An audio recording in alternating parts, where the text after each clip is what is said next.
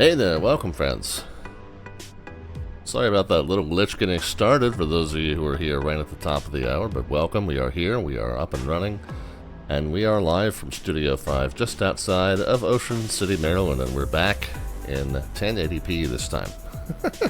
That was the little glitch that occurred at the top of the stream. I think our most recent stream, the entirety of it broadcast in 720p rather than 1080p. I didn't realize it until afterward. But when we started the stream up tonight, I was like, is that a one-off glitch, or was there a setting that got changed somewhere? And I realized that it was indeed in 720 again, so I decided, well, you know what? I'm not going to go through an entire another stream with that setting. I'm going to shut it down now, troubleshoot it, figure it out, and get the stream back up and running. I was like, worst case scenario, we put a message out that we're going to start at the bottom of the hour, but hopefully this will be something quick, and indeed it was. So here we are, just a couple of minutes late, and back with you in full 1080, although I know that the 4K is almost the standard now, but 1080 is good enough for us, for our purposes, and so here we are. Anyway, hello to a bunch of you who have already checked into the chat. We've got 26.2, we've got Kenny Monster, Heisenberg is here, Iowa Scotsman is here, Papa Charlie is not a robot. Yeah, we need to talk about that. So, Papa Charlie is referring to a post that I made in the subscribers and donors channel of the Discord. If you are a subscriber or a donor to the channel and you're on our Discord, you may want to check that out. I got bored last night. Some of you know that I popped up and I flew into the Cleveland event last night. I got an unexpected evening to myself. So I just popped up, didn't do a stream, but just flew the BAE into Cleveland just to join the fun. And was it after that? I think it was after I shut that down, or was it before? As I was getting ready for that? It might have been after. And I was just poking around on GPT just for funsies, and was kind of just, not. I was procrastinating. I had 3 or 4 things I was wanting to get to, and I was procrastinating it. But I was just poking around on GPT, and I had it create kind of a fun, goofy, silly, slightly risque limerick for a person who was about to attend Flight Sim Expo, and the results I posted in there. Won't spoil it. It's pretty cute. But the fact that it was created by essentially a mathematical algorithm, a very extremely complex mathematical algorithm, really blew my mind. It was so well done and creative that I couldn't believe that it was spat out by a bunch of ones and zeros. And it was astonishing and surprising and terrifying, honestly. And I posted it, and several of us reacted to it, and I articulated what I felt was the big breakthrough, technologically speaking, and the reason it's so terrifying to those of us who are of a certain age is that one of the things that has always differentiated computers from people is that computers follow a set of instructions. They take a set of inputs, and they compare those inputs to items of code that tell them what to do. They compare 2 numbers, and then they take a different set of instructions based on the result of that comparison. And every computer program can be boiled down to that in its simplest form. Even complex programs like word processors or flight simulators are really just taking inputs, processing those with a set of instructions, and spitting out the output. But with the advent of generative AI, computers are really now breaking that barrier to where they are able to put forth creative works. They're really going beyond the set of instructions that they're given, and they're able to come up with something new and fresh and create something out of thin air. And that's really, really scary, because that was one of the hallmarks of the differentiation between a processor and a creative mind. And so one of the big barriers between man and machine has just come tumbling down before our eyes. And so those of us who are a certain age and remember the remember, or I'm not quite as old as some of us here. I don't remember necessarily, but I certainly know the history of the old vacuum tube computers that filled up an entire room, that were 5K machines that were like, hundreds of square feet of floor space, and how far we've come since then. So yeah, it's pretty scary, but it was fun, and you should, if you're a subscriber to the channel and you're on our Discord, you should definitely go check that out. But yeah, Papa Charlie is not a robot and is here with us tonight, and it is good to have you here. Yeah, right, yeah. 26.2 says, in 20 years, it's no longer going to ask you to prove you're not a robot. It's going to ask you to prove that you are AI, right?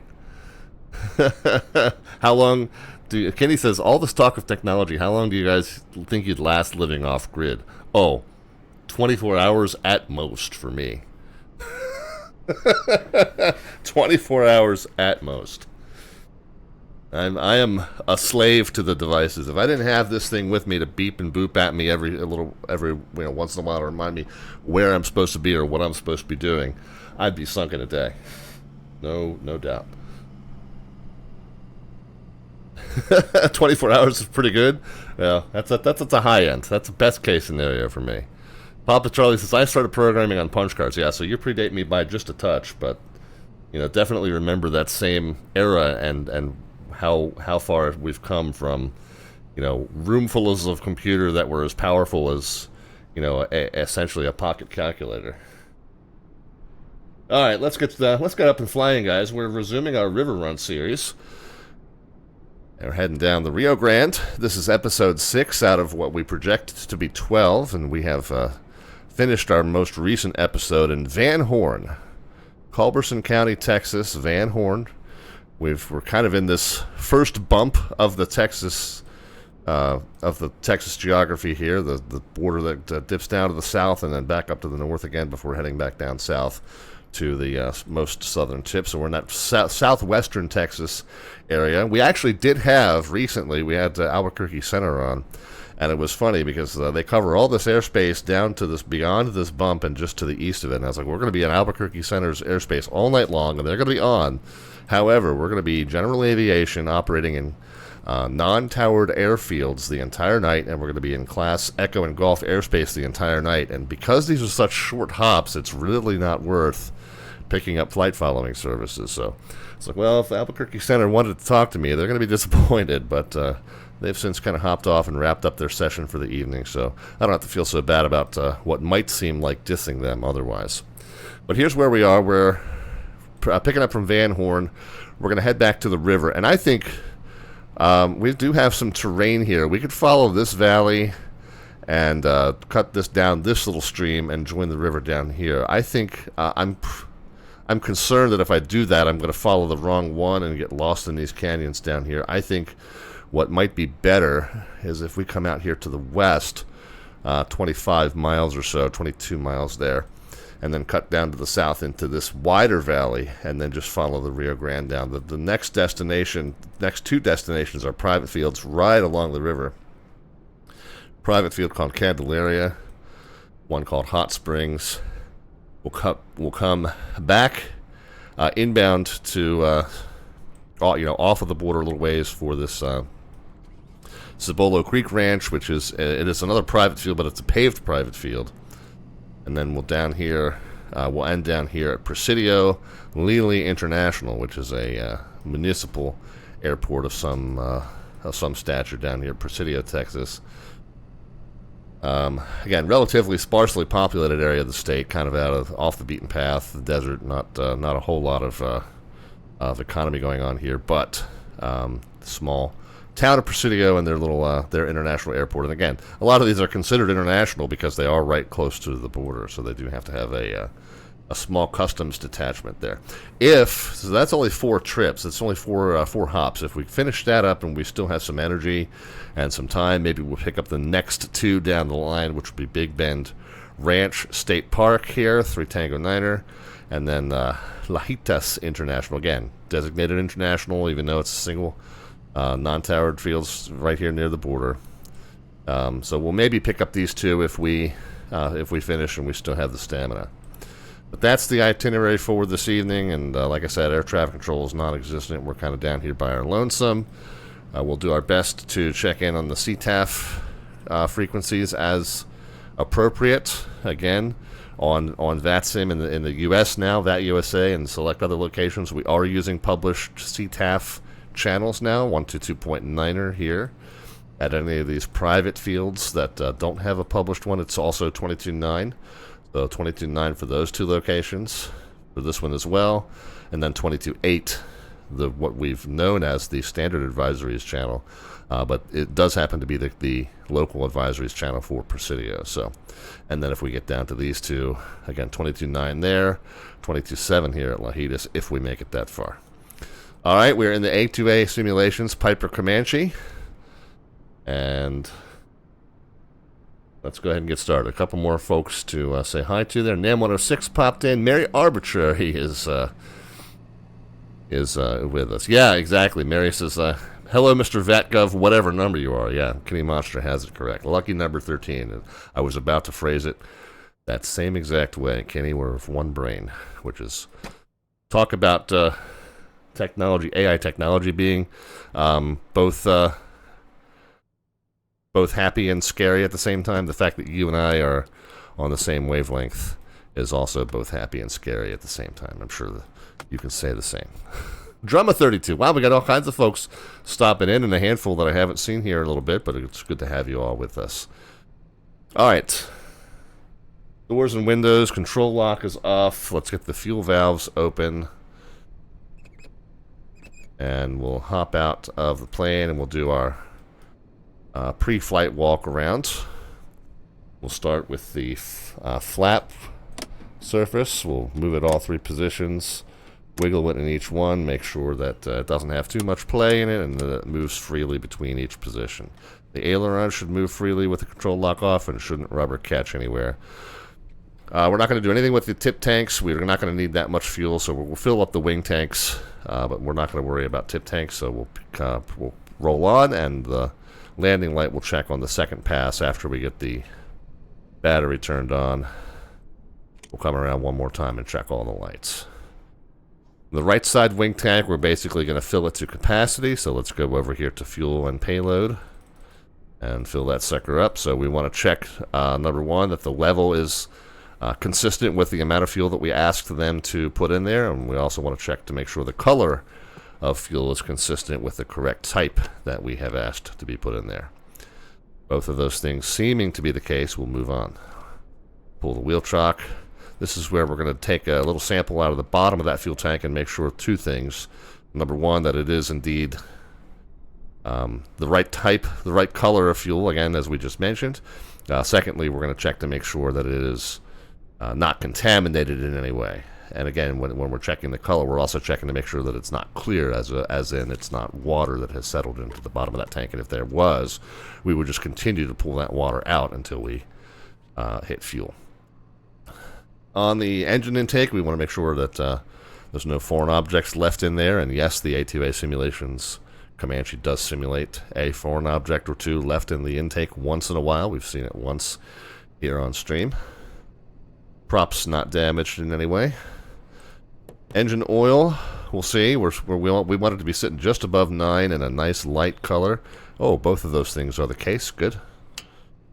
Can't remember when the last time we did an oil change in this aircraft. It must have been fairly recently because we've got plenty of oil and it's in nice condition. In the left-hand wing tank, we're going to do the same thing we did in the right, which is to fill it to capacity. Again, we'll visually inspect to make sure that we have as much as we think we do, that it's the right color. Wheel chock. Got the tie down and the pitot cover there. Again, light we're going to check on the second pass. Tip tank will be empty and will remain so. Aileron moves freely. Flap should not move freely. And should easily, though, move from position to position when commanded. And we're good there. Static port unobstructed. Rear tie down. Horizontal surface should move freely. Vertical surface should move, but not as freely. We're good. We have seen that linkage break, so the rudder was moving way more freely, and I thought it was just a glitch, and it turned out it was a simulated broken linkage. So you definitely want to check for that. We got the other static port, no obstructions there. Myself and Charlie are going to be going along. So we'll take the smaller suitcase, the toolkit, and my duffel bag, and then the larger suitcase and the purse. I don't know who those belong to, but we'll get them the heck off my airplane before we get going. Back into the cockpit, let's get the battery switch and all the light switches on, and we'll quickly go around for a second pass just to check all the lights. Green light's lit, strobing, right side landing light we saw, left side landing light coming up, there it is. Red nav light, yeah, that's on. It's a little hard to tell, but if I toggle it here, you can see that it's definitely changing. And then the beacon on top is the last one, and yeah, it's looking good too. Okay. So back into the aircraft we go. I think we are done with that. We can... oh, we're not done with that because we need Charlie in here. Charlie, get in here.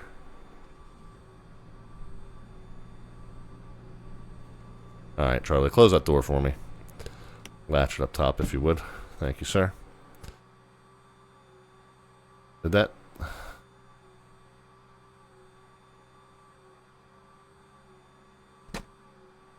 That close all the way? Felt like it didn't close all the way. Okay, I guess it did. Alright, there we are. I'm going to get rid of that yoke just so I can see the controls here. All the circuit breakers appear to be unpopped. We are good. Yeah, Freckles, obviously, 26.2 is asking if Charlie's coming along, then Freckles is not. Yeah, no, Freckles stopped coming along with us after the end of Season 3 of River Run, ever since we switched over from the 152 to the A2A Comanche. We're kind of stuck with Charlie. Freckles was a lot nicer to look at, but neither of them are terribly helpful in the cockpit. So we got mix and throttle forward. Let's run the... we can turn off the strobes, we can turn off the landing lights, turn on the fuel pump, and we'll unlock the primer. We're going to wait until the fuel pressure comes up to about 5.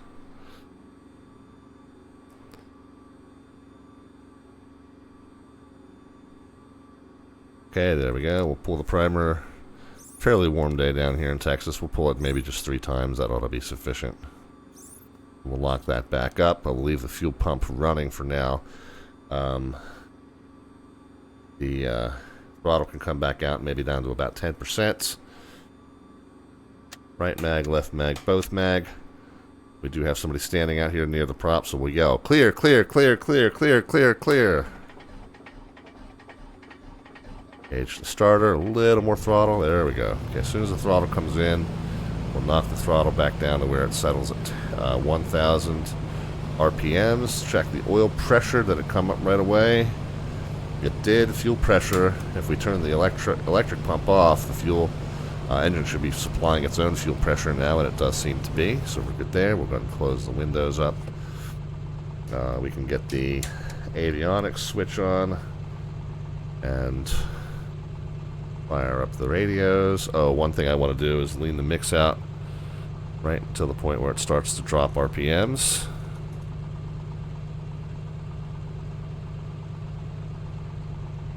Right to there, okay. We are at 4,000 feet. You know, when I started to lean the mix out there just moments ago, it actually, the RPMs came up a little bit, so that's a good reminder that we're not going to want to run full rich. And we're above 3,000 feet. We don't want to run full rich at takeoff. We want to lean the engine for max RPM. Let's switch over to COM 1. We can set the monitor COM 2 on 21.5. And then this will be on 20... I think what do we say? 22.9 all the way? So 22.9er for transmitting and receiving, and then we'll also be monitoring COM 2. The transponder will get on, and we'll just go ahead and put that straight into altitude mode, squawking VFR. That's fine. And we got the ADF radio over here, which we don't really need, but we'll have on just to have on.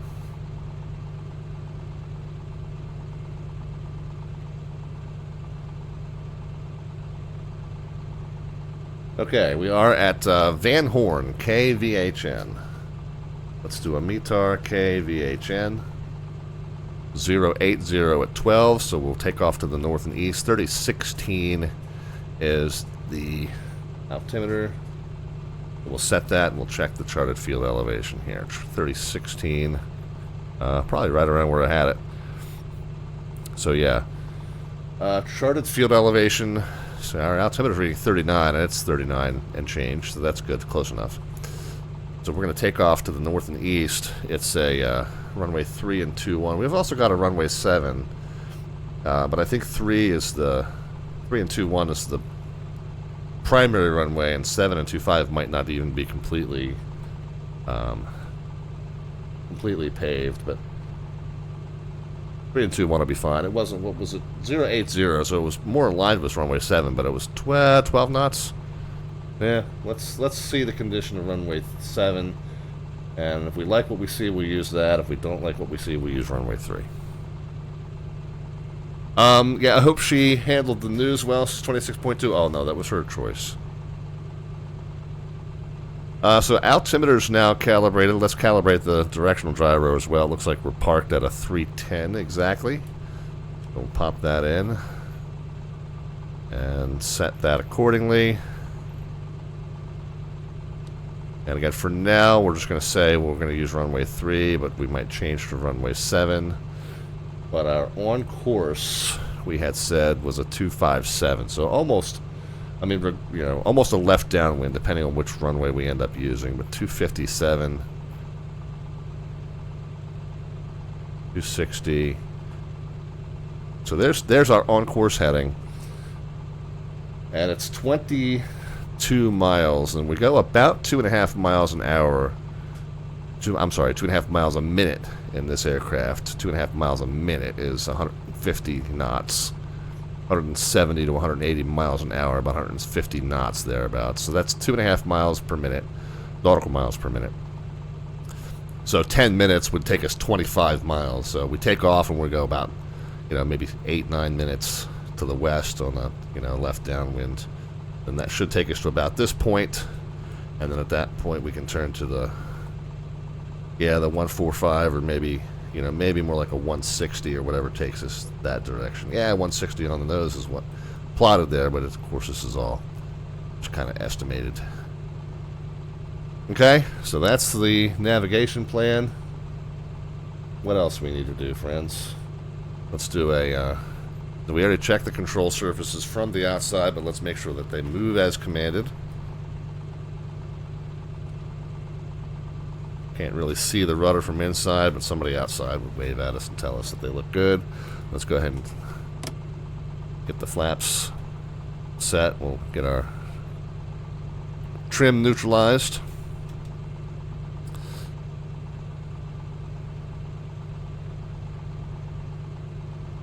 I think we're ready. Van Horn is the name of our field. All right.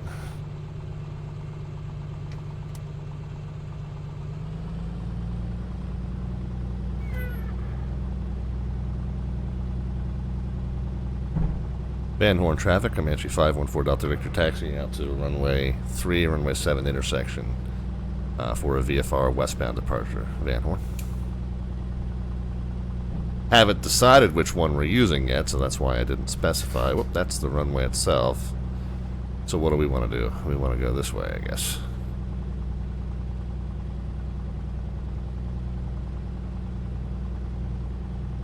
Ah, there we are.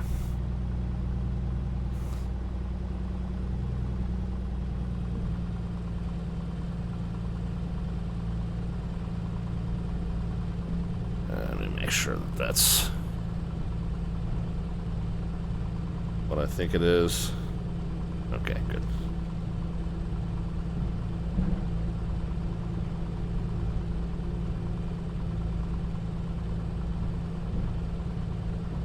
That is the all clear on an earlier work situation that I was hoping for. Yeah, I got a windsock is standing at pretty firm attention over there. So I think maybe if we can manage to use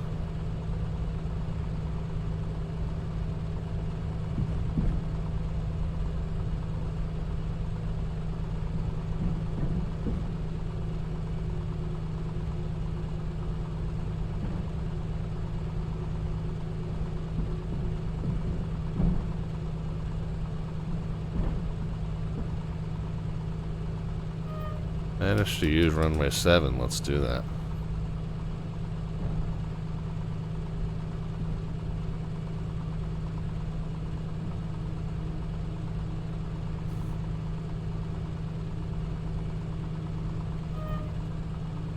Yeah.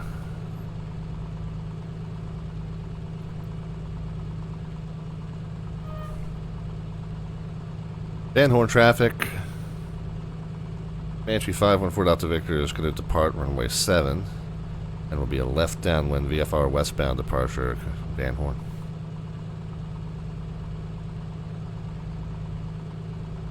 Okay, strobes on, landing lights on, fuel pump on, pita heat on.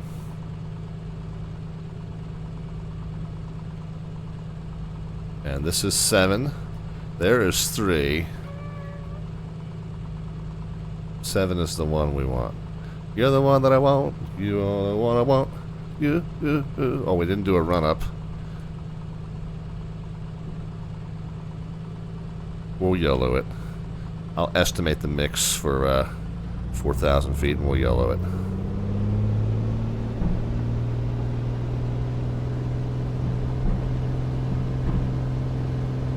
Takeoff power set. Airspeed's alive.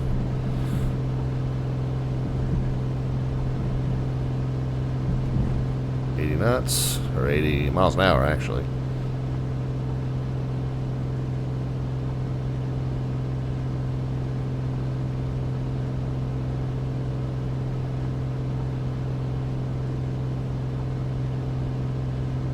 Okay, as soon as we are certain we won't need the rest of that pavement, we can go ahead and get the gear up.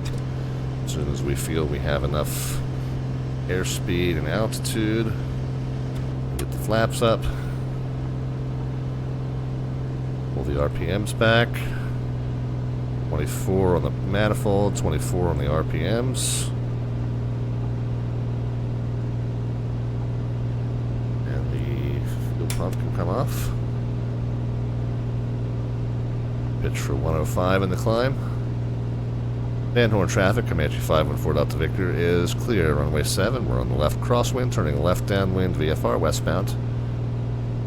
Van Horn. It wasn't paused for dramatics, by the way. That was paused for... What was the name of this airport again?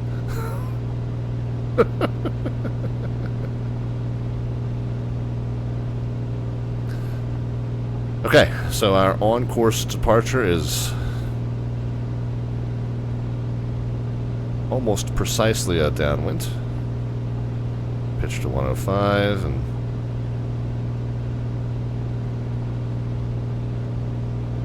Field elevation was 4,000 almost. We're just now getting up to 5,000. I think we'll probably take it to 65, but no higher.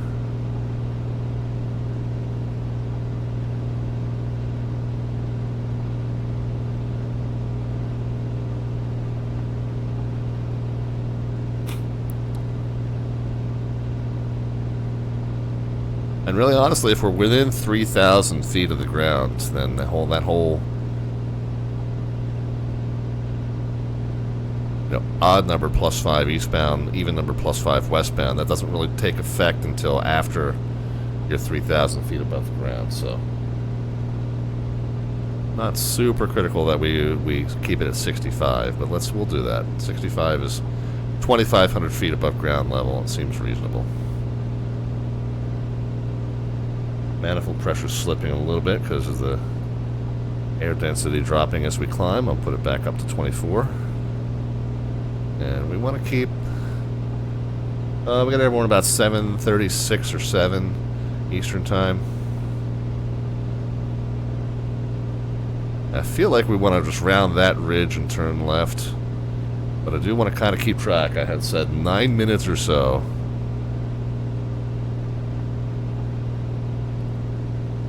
So 7:46 Eastern, or again, quarter till the top of the hour, is going to approximately be where we want to be. All right, now there's 65. Let's level it off. Remember, we're going to have to continue to trim down quite a bit as the speed picks up. Because as the speed picks up, the lift continues. can go 22 and 22 here.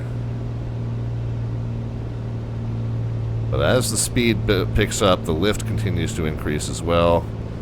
And you'll continue to climb if you're not trimming down accordingly. 22 and 22. Trimmed slightly down to get back to 65. More or less on our on-course departure. Let's see if we can compare. So we know there's a little bit of terrain, but we also see this road kind of going out to our right, so let's make sure that there's a road out to our right that we want to stay left of. I think there is, because that road is this highway that goes back kind of the way we came in our last episode, so that's good. We want to see that road going off to our right, and we want to see us heading to this point here. Okay, so I think what we're seeing on the chart is indeed lining up with what we're seeing in out the window. So I'm pleased so far.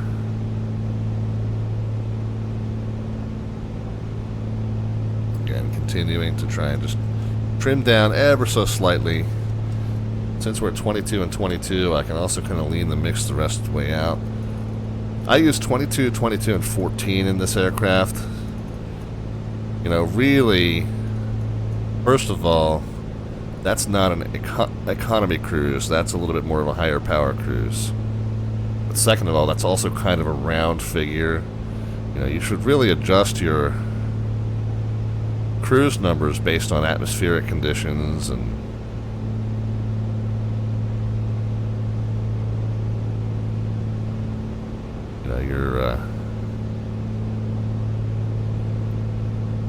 your weight, you know, has an effect on that. You know, I just use round figures because I'm not that involved in trying to fly so perfectly realistically that I'm going to sit there and do performance calculations to that level of precision. 22 and 20, yeah, 22 on the RPMs, 22 on the manifold, 14 gallons per hour is close enough for sim work as far as I'm concerned.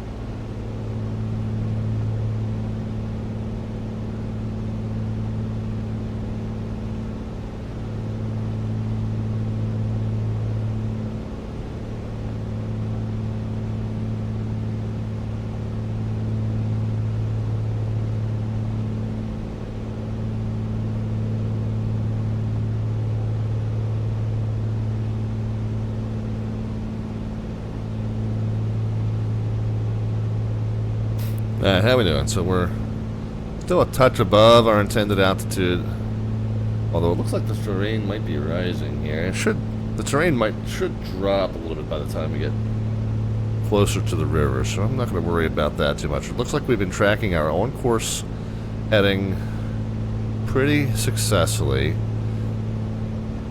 22, 22, 14. We're cruising at 160 miles an hour. I would think not, Drama.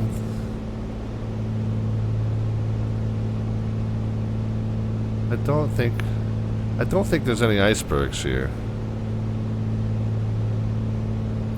Although the desert does get deceptively cold at night. I think we're okay for now, though. But I had said quarter till, and this is right around that time. And then I had said there should be a valley kind of opening up to our left, and I think that is what we're seeing. So our next on-course heading is going to be 160 for about 12 miles.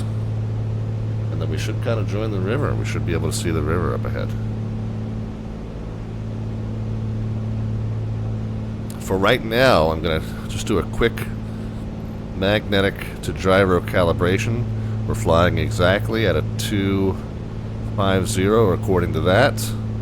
We're about 5 degrees off according to that, so I'm going to fix that.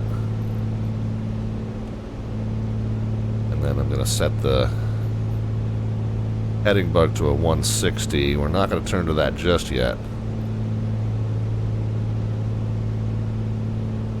Hey, CB Flyers with us. How are you?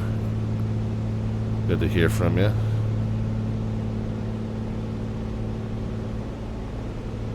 And I tell you what, well, you know, like I said, we don't worry too much about the whole, you know, 6,500 is westbound, 7,500 is eastbound thing, because we're within 3,000 of the ground. So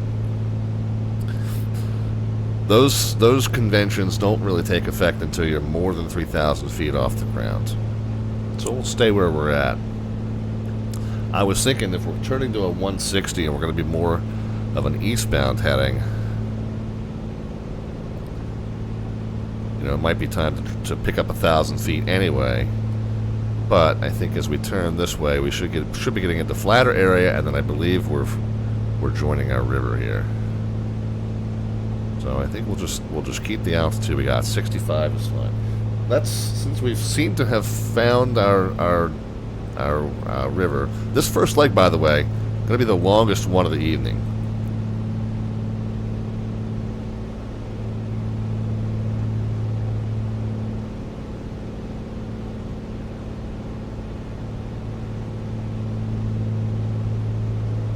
Oh, wow, Heisenberg says, Slant, I won the Inabuild's A350 on another stream over the weekend. Now I have to learn how to fly it. Nice. Nice. Of course, you know, I'm not really an Airbus guy. But I've heard good things about that for those who are into the, what's the Latin plural? Us is singular, E is plural, the airb. If you're into the airb, I hear that the Inabuilds is a pretty good one. I don't know if you're considering doing cross the pond there, Heisenberg, but of course, a nice long hauler would be a timely score if you can get comfortable and familiar enough. Yeah, right? It's been a long time since I had Latin, but that's what I thought.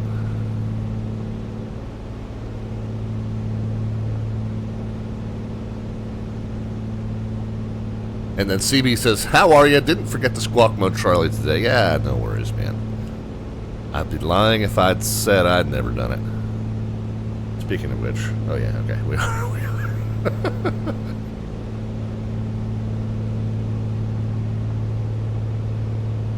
That's how uncertain I was that I remembered. The Heisenberg uncertainty principle. Oh no, that was the CB Flyer uncertainty principle. Sorry, I'm getting my principles mixed up. Maybe I'll try the one in the fall, yeah. Yeah, so the spring one is westbound, so they arrive in the U.S., and the fall one is eastbound, depart from the U.S.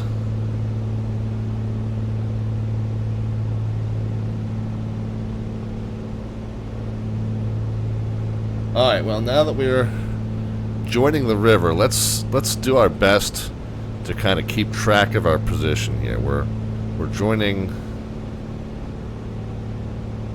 you know, right about where that farm is. Let's see, well, first of all, let's see if we can see that farm.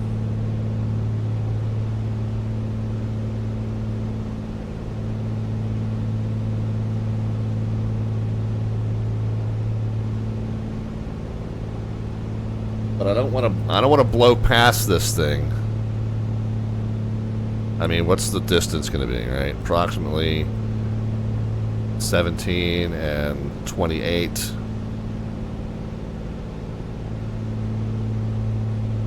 So 17 and 28, so that's 45. 45 divided by 2.5. What's it, about 15? About 18? 18 and 36, and then another 9. Yeah, okay. So about 18 minutes. It's 7:48 Eastern Time now. Another 18 would be 58:08. So about 6 after the hour. I need some pliers and I know, Melvin. set of 30-weight ball bearings. We're mathing all over the place here. It's It's all ball bearings now. I mean, it'd be so much nicer if we actually just had a GPS in this plane. Just point to the magenta line and be done with it, right? No, that's not how we roll on this channel. Well, it's more how we roll lately, but not in this aircraft.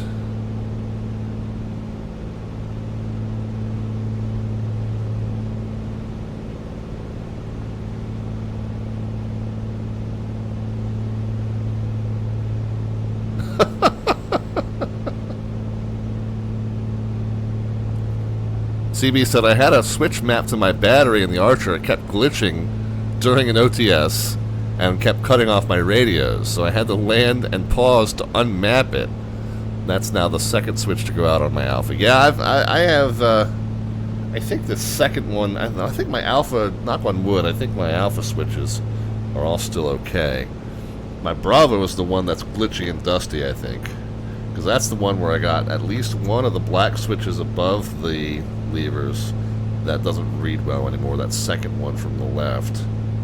And then the levers themselves, like as I gradually move them up and down, they'll glitch out to where they read, fully up or fully down for a second before they register their correct position again. So the Bravo is the one that I've had the minor issues with, and I know, I know that very many of us in the sim hobby would just crack it open, dust it out, put it all back together, everything would be fine.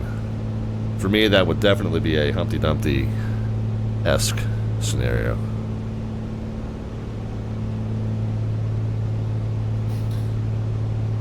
Just to get ahead of the game, we don't need the diagram at our origin anymore, but just to get ahead of the game, let's get some information on our destination. It's called Candelaria, X-Ray Alpha 905. 1900 by 50 gravel, okay, nice. 18 and 36 orientation, just the one runway.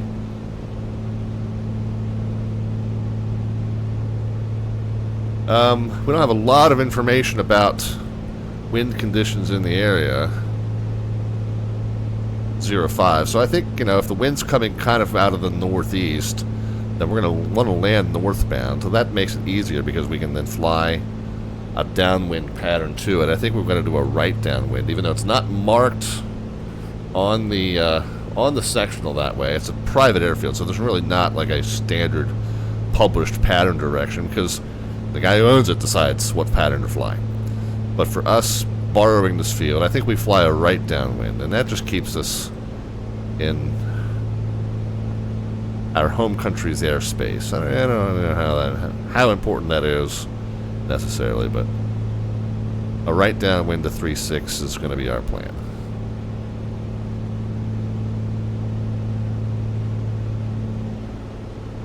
Yeah.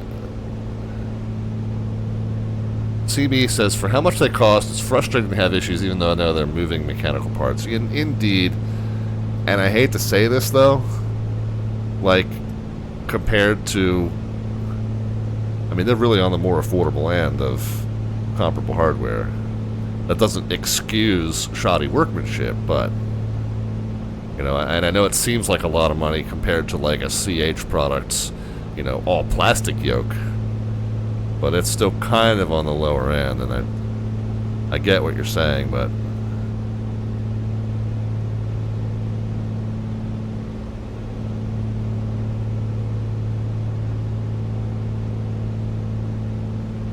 it doesn't seem cheap, but really there are a lot higher end products out there.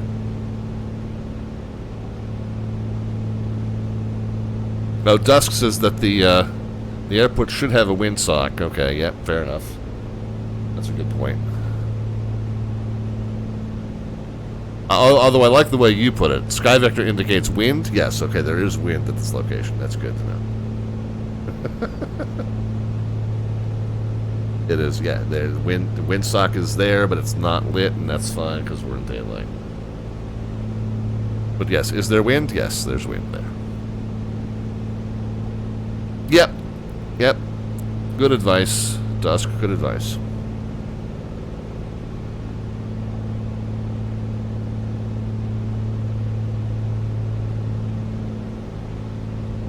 Okay, so the river's kind of bent over this way, and then it's going to track down this way, which I think we had known was going to happen, right? We're probably right about here. We've probably got another 30 miles or so to go. It's finger licking good. Good fixes this here. Kenny says, I had wind at Calgary. 290 and 1.01 was the number to beat, but I'll take it. The windsocks in CB's area have been dancing today, he says. Yeah, it's really not nice in my neck of the woods either.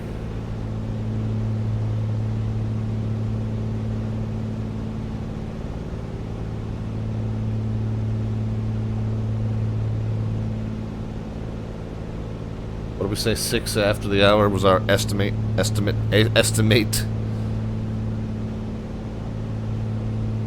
Not our paper mate, it's our estimate.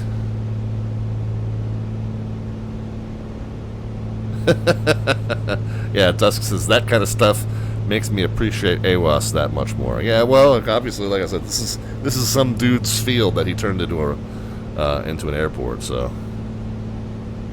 kind of not surprising we wouldn't have all those amenities there.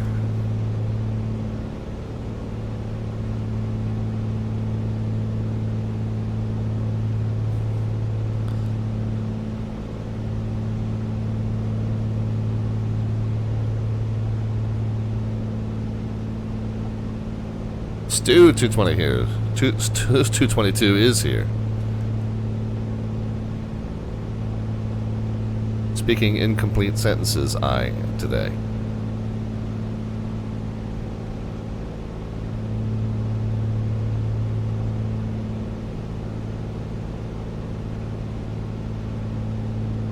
Alright, so I'm going to nudge the...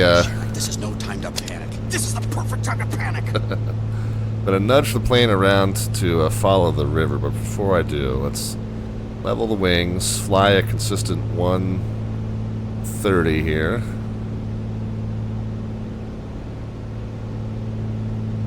Keep it trimmed at 65.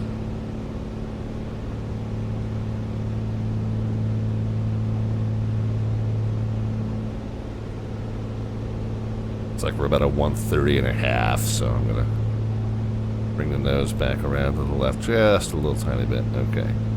So there's 130. This says we're doing about a 128. Okay, so it's not that far off, but still worth fixing.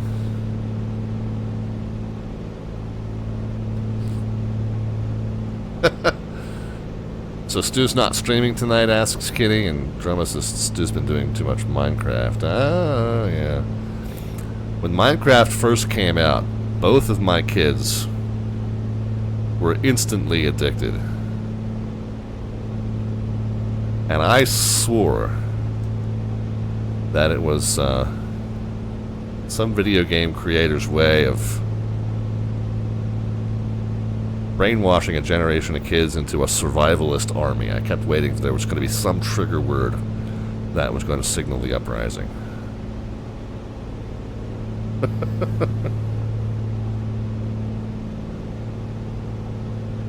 Either it didn't come to pass or it hasn't happened yet.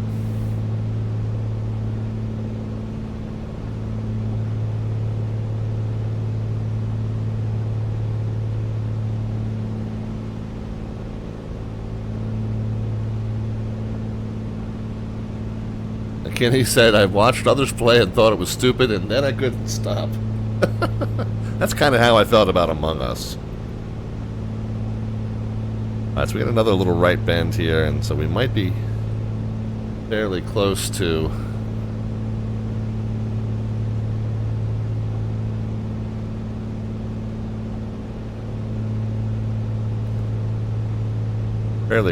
our destination. We need to keep our eyes peeled here.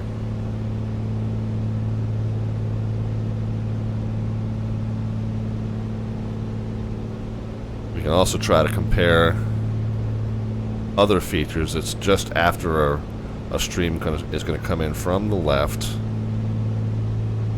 If we need to, we can kind of see some terrain in a little valley as the river bends around to the right.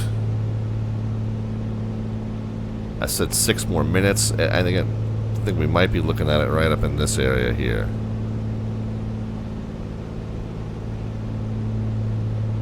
We have a little bit of a stream coming in here, though.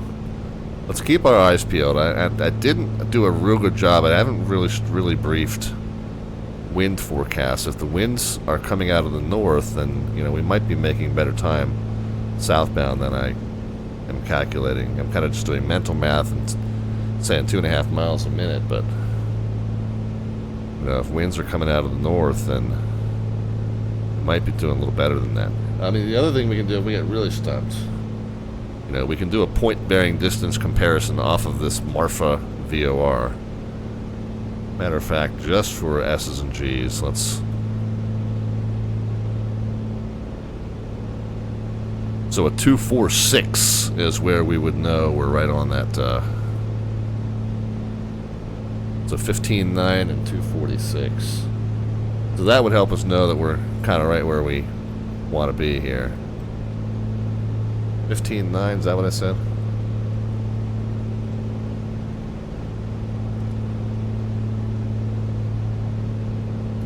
Oh, joke's on us, we're not receiving it.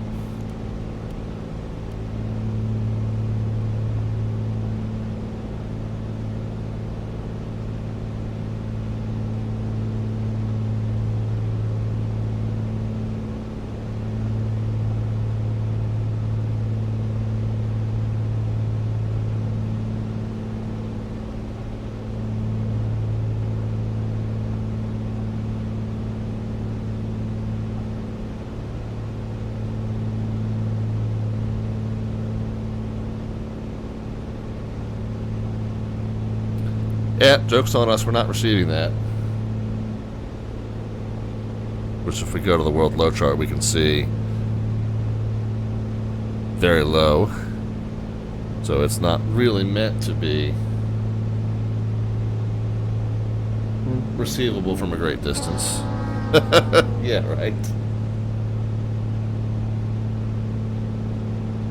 Might be able to find another one somewhere nearby that we can receive, and the next one up the line here, Fort Stockton, that might be a better option. A very high VH, but we could try that one. I think it's going to be like right in here somewhere. If we look at the shape of the river, the shape of the river's overall track, it kind of comes out to the east and then south again. And then there's, some kind of rugged terrain around it and a little bit of a valley, and then the airport's right past the little valley. So I think it's kind of right in this little pocket somewhere.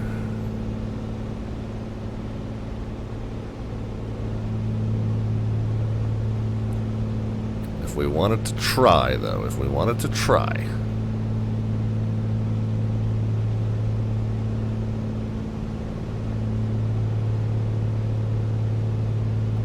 A 231 and 100 miles. That might be a bit of a stretch. 231 off of 16.9.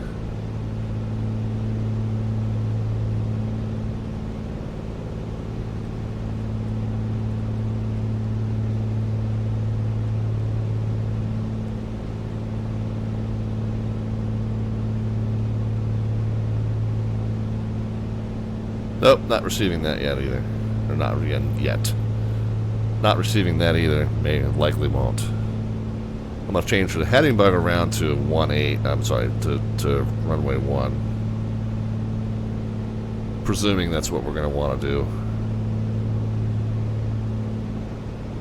But I had said 6 after. We're coming up on that now. And right around that same time, we're coming around this little area where it bends to the left and then to the right. And we do seem to have a little pocket of terrain surrounding it, like a little valley and then a little U-shaped area. Yeah, I was talking about that. And then we do have also a stream kind of winding in from the left we can look for.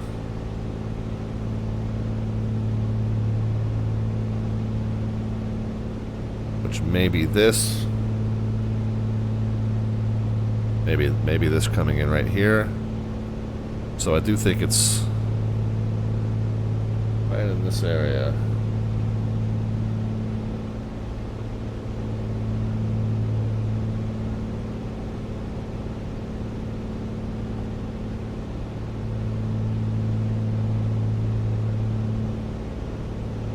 Oh, we do have that VOR now.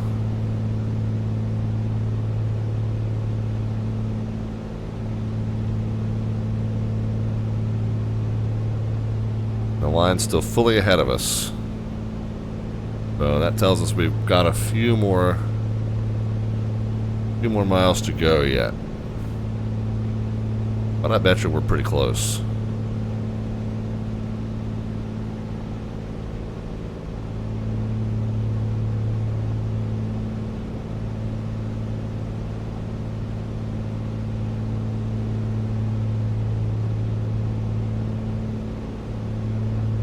Oh, and now we've lost it. Now we got it again. We're right on the cusp.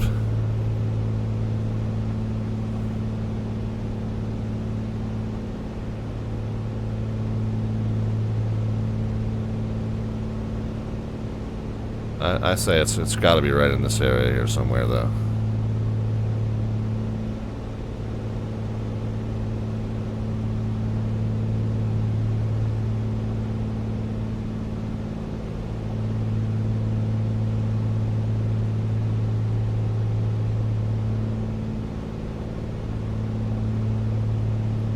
And then as it bends back around to the left will be our next one up there. As it bends this way, and another one. So I think everything that we're seeing is lining up with what we're expecting to see. And that VOR is starting to creep ever so slightly centered. So I think this is all coming together. Right in this little pocket here somewhere.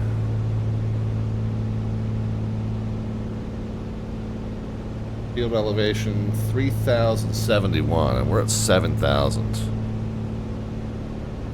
We're 4,000 feet above it.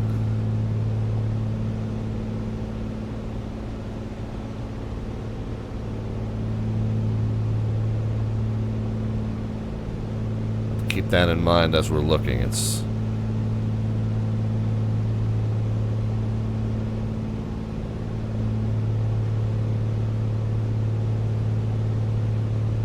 be fairly small.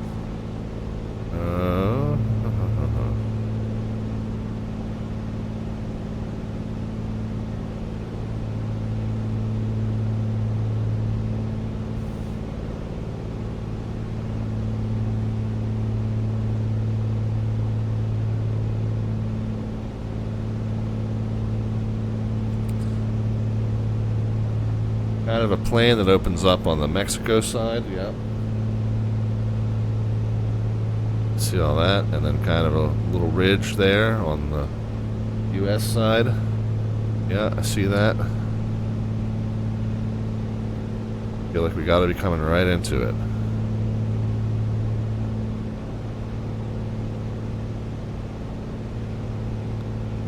Like anything oriented north-south could potentially be it. Like,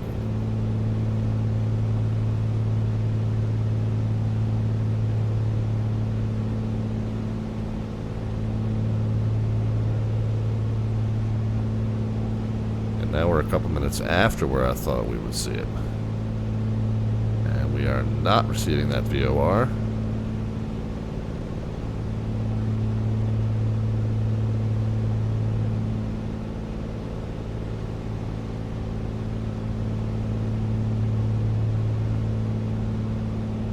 There's a candidate here.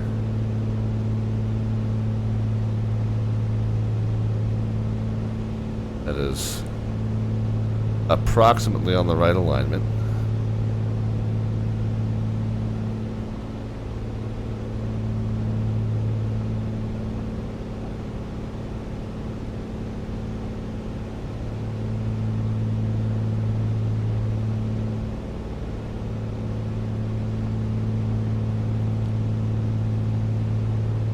kind of the only candidate I see.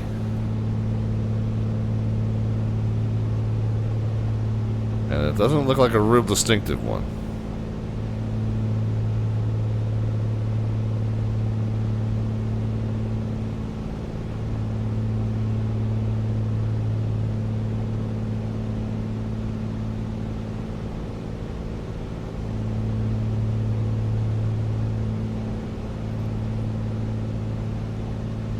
Yeah, I try not to get too much outside information, Dusk. I try to rely on what we would have in the cockpit prior to having all your fancy. I'm doing this without a GPS, right? So obviously, you know, I'm kind of thinking I'm not going to have a tablet with ForeFlight and Google Maps and all that stuff.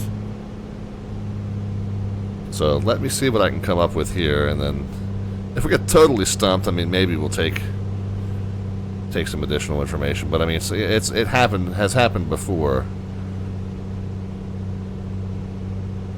Would you not look it up beforehand? No, not on this stream.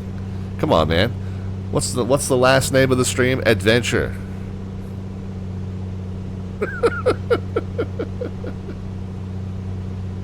That's a fair point, I guess, but still.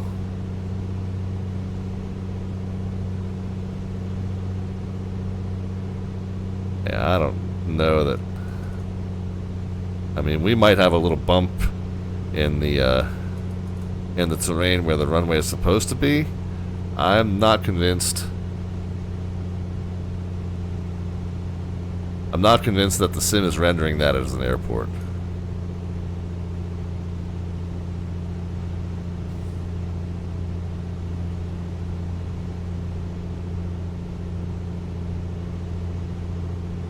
Candelaria traffic, Comanche 514 Delta Victor is in the vicinity looking for the airfield. We're 6,000 descending. Candelaria. Yeah, and realistically, would I be flying this without a GPS in these modern times? No, of course not. Yeah, we're looking for anything suspiciously airstrippy, but I'm not seeing anything jumping out at me. 26.2, are you? That was kind of the only candidate I had, and I think that's a section of roadway there.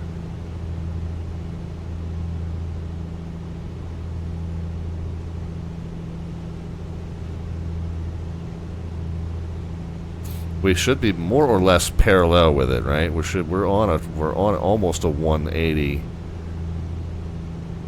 track right now.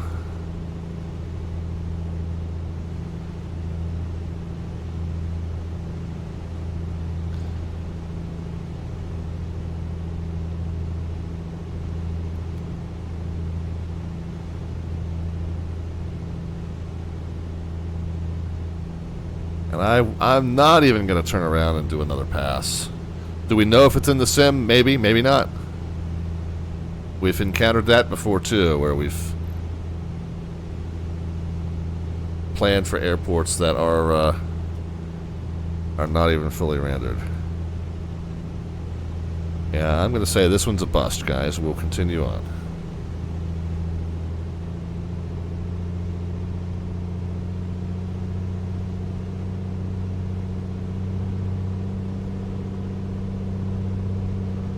What state are we flying in again? This is Texas. We're just on the Texas side of the Rio Grande.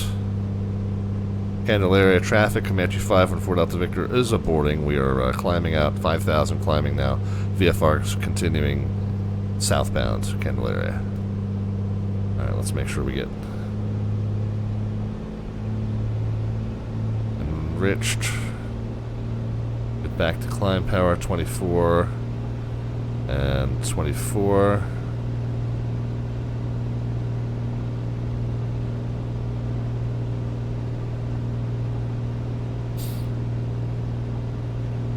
And then we're another 8 miles down to Hot Springs. Then we got a 4,800 foot peak to our left, a 6,400 one straight off to our left.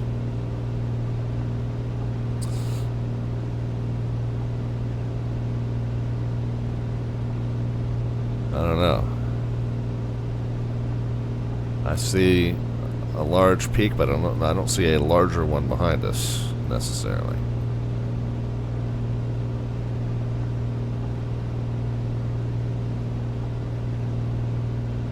as the river just barely starts to bend around to the left and this open valley area narrows on the Mexico side, we should have another one. Let us right click, open a new tab. That one is going to be 2,500 foot dirt, 1 in 19.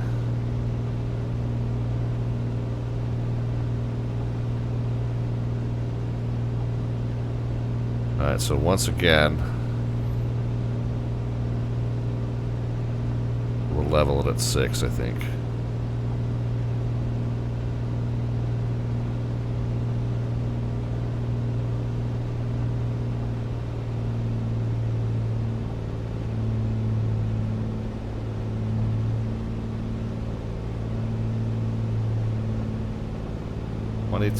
Twenty-two, and 14. And level at 6. I set the error for runway 1. That's what I presume we're going to use, although we'll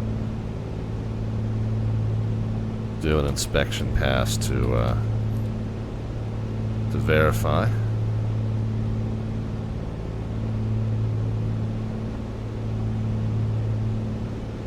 Keep it at 6,000 for now. It's a fairly sizable peak off to the left as the river starts to bend around to the left.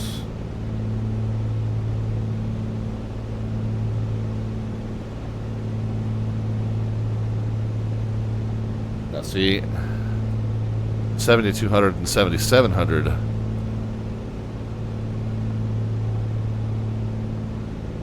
That almost makes me think I'm farther south than I think I am.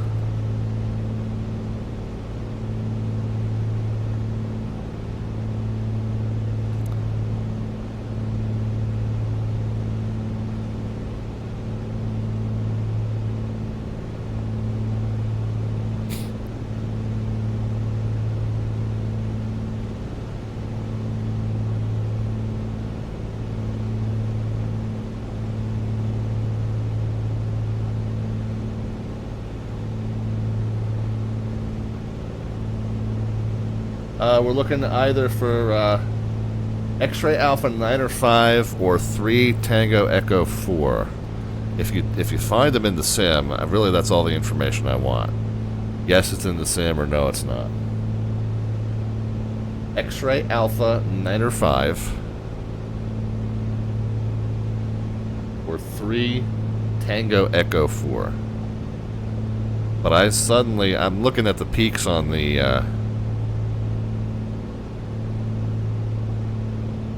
looking at the peaks on the U.S. side. I think I might have passed the stuff.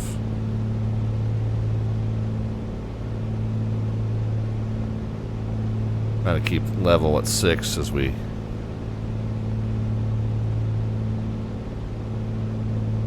turn back to the north. X-Ray Alpha 95 is almost impossible to see even on Google Maps. Yeah, so that's fine. But 3 Tango Echo 4, I kind of feel like I might be a little further down past it. I don't want hits, by the way. I don't want hits. You know, some of you guys, you want to sneak a peek, giggle silently to yourselves. It's fine. No spoilers, no spoilers. There's no spoilers in this aircraft anyway. Unless flying the Mooney, I'd have one. Not really a spoiler, speed brake really more than a spoiler, but yeah, but I do think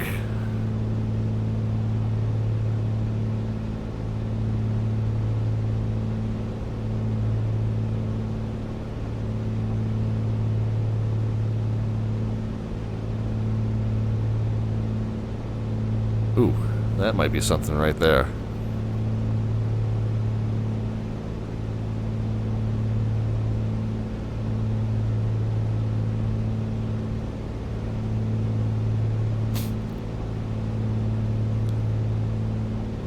Yeah, that might be something right there, guys. It's a little strip, north and south, perfectly lined up with arrow. And straight off to the right, behind us, I've got this two larger. Yeah, I think that's probably Hot Springs Airport there. If I'm comparing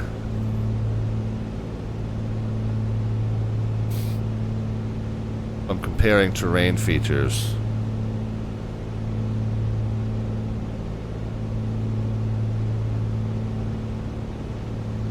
Yeah, I think that was Hot Springs that we just overflew. Now the question is, will I be able to see it again when I get down there?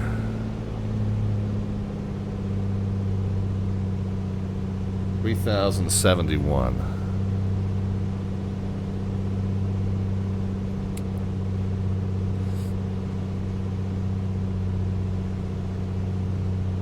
Hot Springs traffic, Comanche 514 Delta Victor is about a mile north. We're 6,000 descending. We're going to enter right downwind for runway 1. Full stop. Hot Springs. So we're doing one bad sim pilot thing right now. We're kind of descending into the traffic pattern. If there was somebody else in the pattern here that wasn't making radio calls, we could potentially be coming right down on top of them, particularly because we're in a low-wing aircraft. So that's kind of a no-no, but we're going to do it anyway.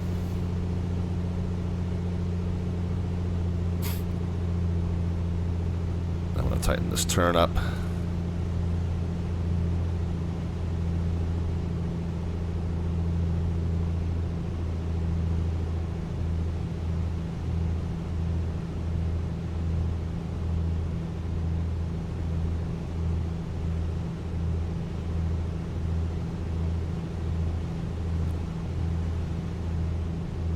Now we gotta spot it again. I know there was a little winding road, a long and winding road, and it was right alongside of it. Up there it is. Okay, so I believe that is Hot Springs, guys. If you want to start putting some predictions into the chat as far as the vertical descent rate as the moment the wheels touch down, there's no bot command necessary for that. Number into the chat, positive or negative. So yeah, bot command's optional. Minus sign's optional. Closest predictor gets an automatic entry into our monthly landing rate raffle. Next one will be drawn April the 29th. Hot Springs traffic, Comanche 514 Delta Victor's on a right downwind midfield, runway 1, full stop, Hot Springs.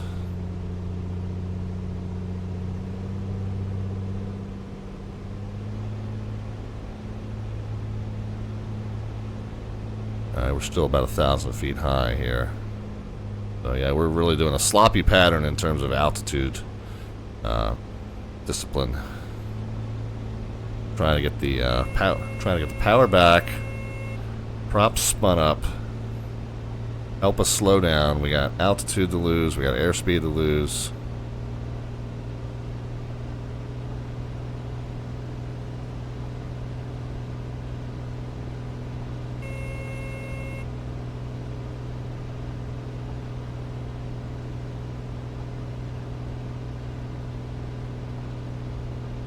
Hot Springs traffic, Comanche 514 Delta Victor's on a right downwind to right base, runway 1, full stop, Hot Springs. Alright, below the white arc we get 1 notch of flaps, and here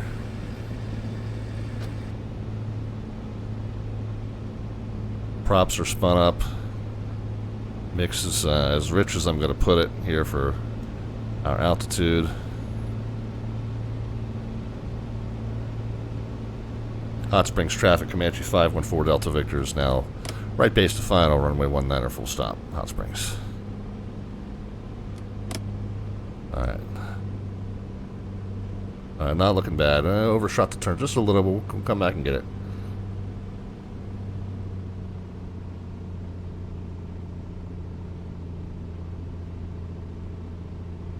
Okay, vertical profile's looking okay. A lot more airspeed to bring off.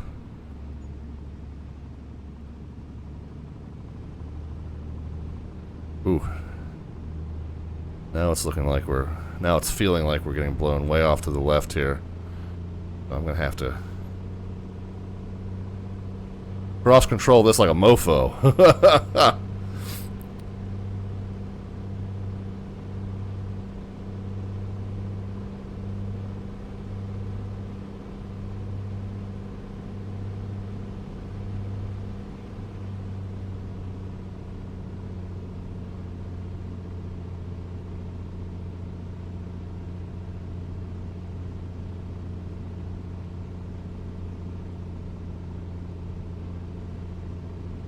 Just about at my rudder limit here.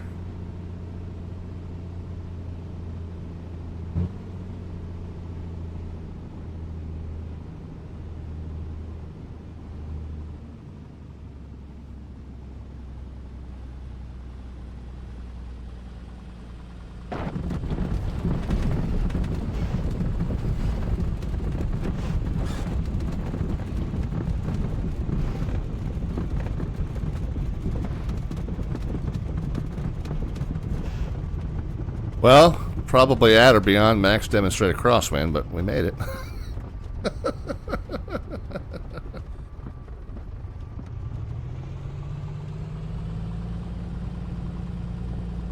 Center line alignment not great.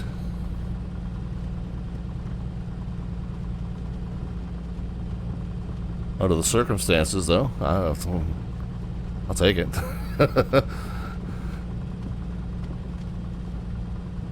The most pressing question. But did you die? But no, we did not.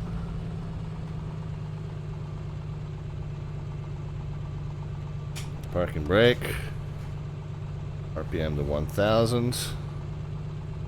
Leave the mix out to where it drops. We didn't do a off-runway call. Hot Springs traffic, Comanche 514 out to clear runway 1, Hot Springs. And we didn't clean up. We can get flaps in, strobe landing, pitot off. I didn't get the fuel pump on for the landing either. Oh, X-ray Alpha 905 is in the sim. Okay. The question is that where we are now? I believe we are at Hot Springs. I could be wrong.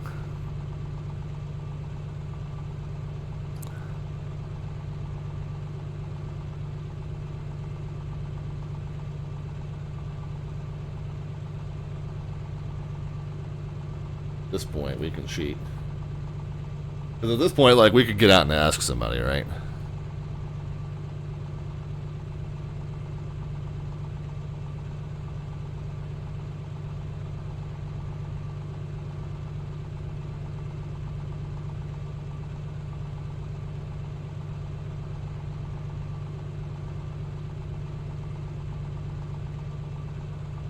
Does it say where we are?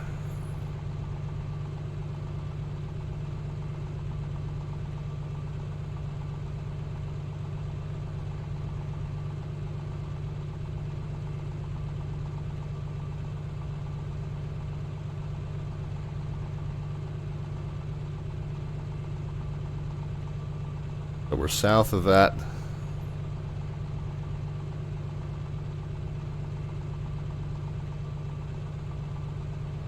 Yeah, I don't see that lake on the sectional.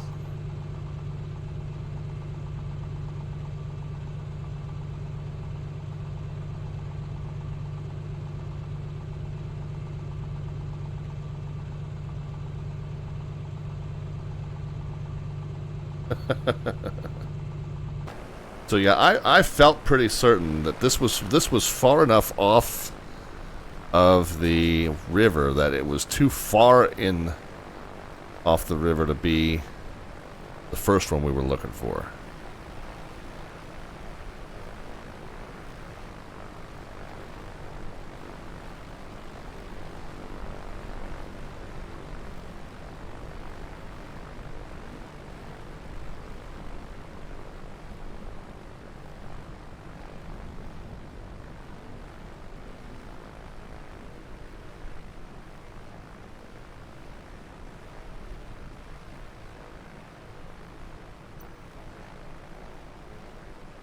So under the premise that we are at Hot Springs, Candelaria is going to be 8 miles to our north.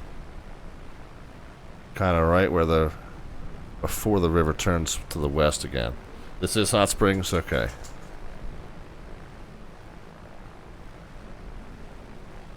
So the fact remains that I did not find Candelaria. I don't know. I'm kind of seeing one that might be a candidate over there now.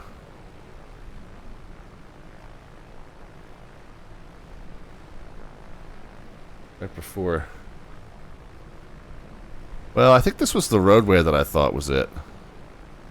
And I got down and I was like, that's road.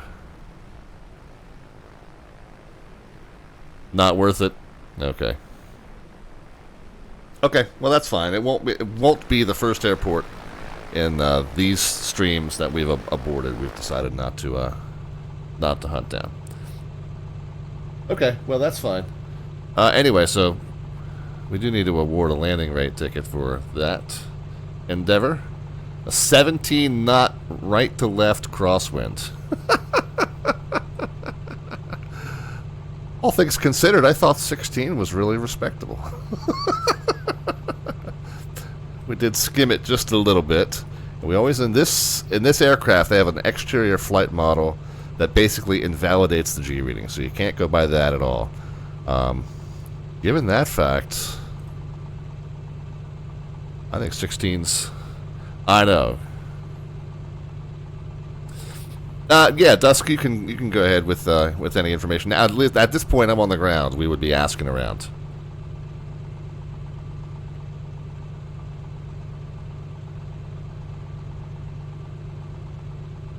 Anyway, where were your guesses, guys? Who guessed lowest? We had 88, 120, 173, 138. 88 the lowest? Mr. 26.2? Alright.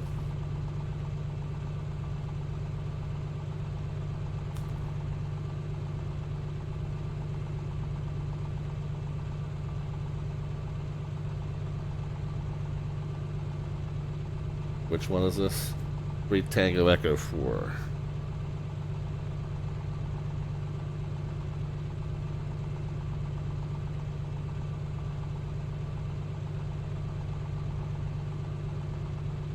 On the 15th, tax day. Fine or done?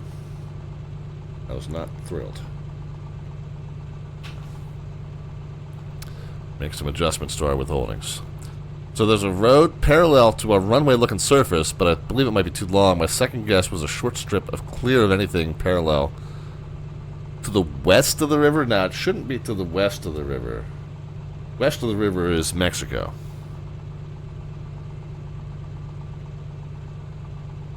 Yeah, it shouldn't be west of the river. It's alright, though. We're going to abort. We're going to go on to our next one. Cibolo Creek Ranch. We'll just blank all that out. We're just going to focus on just this. Now, what's going to be the best way to get to it? I almost feel like this is going to be silly. We might just flip the script.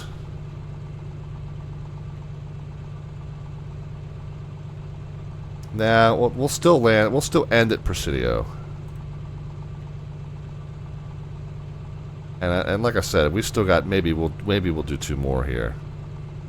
Big Bend and Laitas.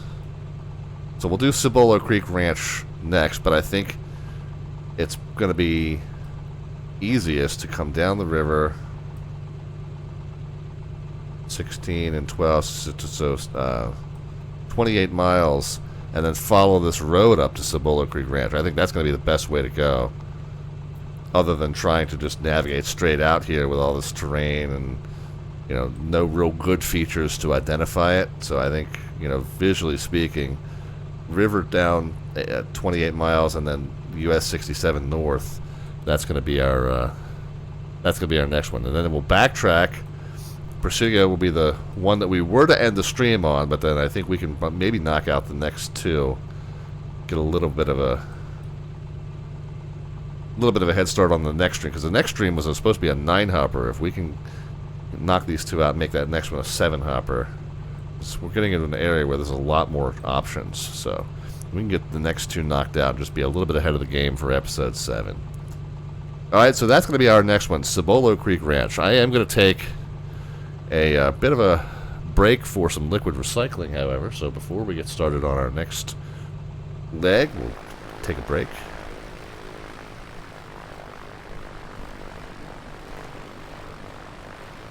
And we'll be right back with you. Lots of flying left to do here on the continuation of our river run. It's episode 6 of season 4 down the Rio Grande this time in the A2A Simulations Piper Comanche. So sit tight, friends. We'll get to it in just a few.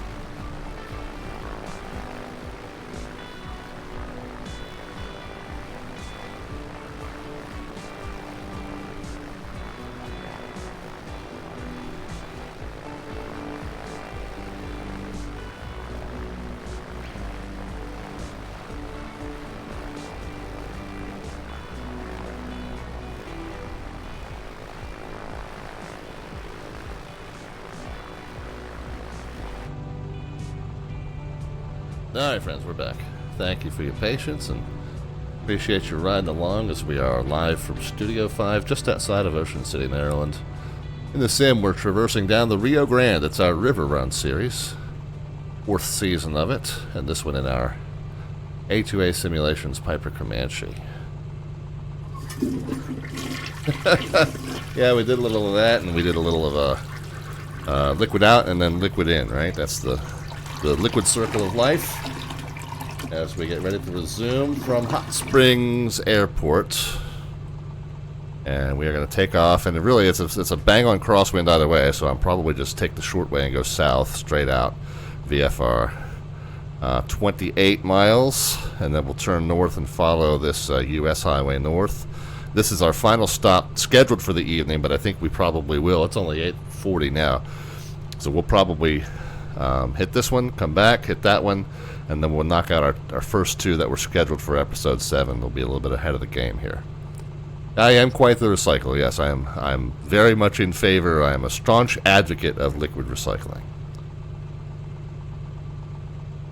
Alright. Let's get going, guys. The 28 miles, again, it's going to be about 11 minutes. 2.5 miles a minute as the normal cruise speed here. Alright, while we're on the ground, let's see. Field elevation is charted here as 3,071.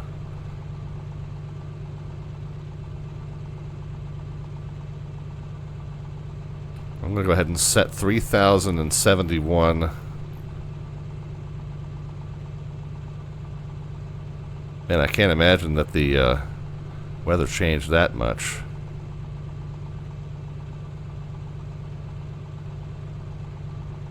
Candelaria is even lower, so that's even more evidence that we're in Hot Springs and not Candelaria. It does, the more I look at this, the more it does appear that this is right alongside a roadway. So I'm 100% certain that this is where we are. 3,071, so that's a radically different altimeter setting than what we've been using all night, but we'll go with that for now. Looks like we're parked at about a 195, so we got to calibrate this back a little bit. We'll go ahead and get flaps. Is the Comanche considered a high-performance single-engine? Yes, I believe it is. And also considered a complex because it's got the retractable gear and the variable pitch prop. Would I need a type rating to fly it? I am not certain. I think, well, don't you need what they call a complex endorsement for that kind of stuff? I don't know if it's a type rating per se. But just like you need an endorsement for tail draggers, I think you need an endorsement for complex and performance. But certainly, I mean, you guys that have been around the stream long enough to know I'm not a real world pilot, so I'm not the expert on that kind of stuff. But yeah, anyone who wants to, you need just a sign off. Yeah, so not a type rating per se, but just a sign off in the logbooks is 26.2. There you go. Yep. No. This is, yeah, Dusk. I am 100% sim pilot. Sim pilot, though, for 40 plus years. 15 of those on VATSIM. I do try to do it as semi-realistically as possible, but no, I've got 0.0 in the real world logbook. Anyway, so we got the altimeter, we got the gyro. I think we're good. We got the flaps and trim. Let's do some flying, guys. We're still on 22.9 for comms. Pitot and fuel pump can come on. Yeah, knowledge built up to a pretty good level. Yeah, I would say. There are certainly some things I do water down intentionally, and there's other things that I water down through ignorance. And then there's other things. Yeah, some things I water down through ignorance. Some things I water down through intent. But I would say I do things fairly realistically for a sim pilot.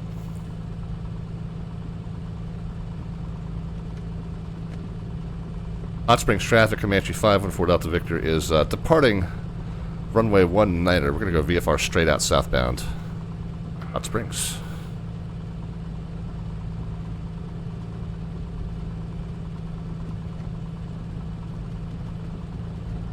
Remember, we got that crosswind, so ready on the rudder. Alright, takeoff power set. Soft field would mean we want to get off kind of right away. Stay in the ground effect. Build up the speed. And then we'll worry about our climb. Okay, woo, yeah, that crosswind bit us. Bit us badly. We're clear of the runway. We'll go ahead and get the gear up. I'm going to try and gently nudge her around to the left, and then I need to get the cross controls out here.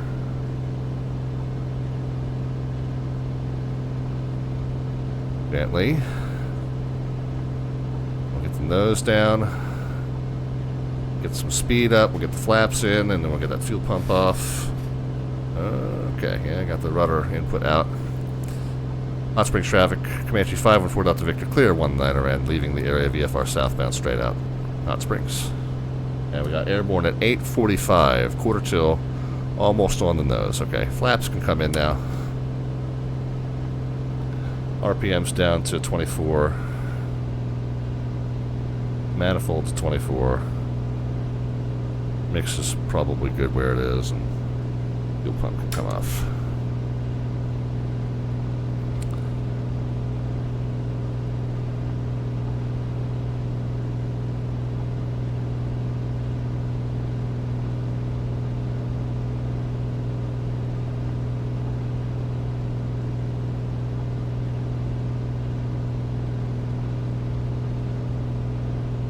Alright, well, the next two should be easy to spot. Matter of fact, the next two after that, presuming we knock those out, they should be easy to spot. All of those are paved airports. Yeah, this area sure is remote. The extreme southwestern Texas is where we're at, right up near the border. And we took off at 3,000, and I'm going to level it at 45. We don't need to pick up any crazy amounts of altitude.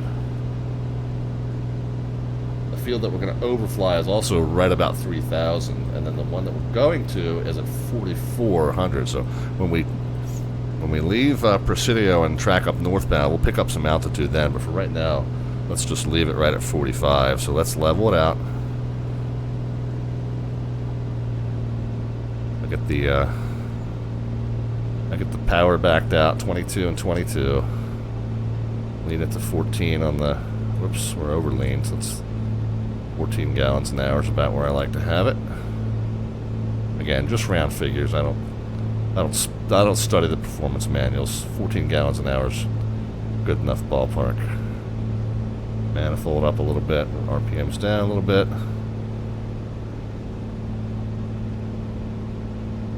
And did I get all the lights on and stuff on? Yeah, I did that. Okay. Oh, and I'm drifting up, but again, I've said, and this aircraft in particular, you really got to watch. When you level it off, it's still going to want to climb as it picks up airspeed. You got to keep trimming it down until you get that stable cruise speed going. Once you're no longer picking up airspeed, you won't have to continue adding down trim to keep it from drifting high on you. But certainly, when you first level off and that airspeed slowly builds from your climb of about 105 up to your cruise of about 160. This is all in miles an hour, by the way. But you pick up that airspeed from 105 to 160, you're going to need to continue to nose down trim in order to keep that leveled off altitude that you want. So yeah. Now we'll get back down. Level her off, trim her out. Airspeed might settle back down just a touch. Where we'll have to now add a little up trim to keep it where we want it.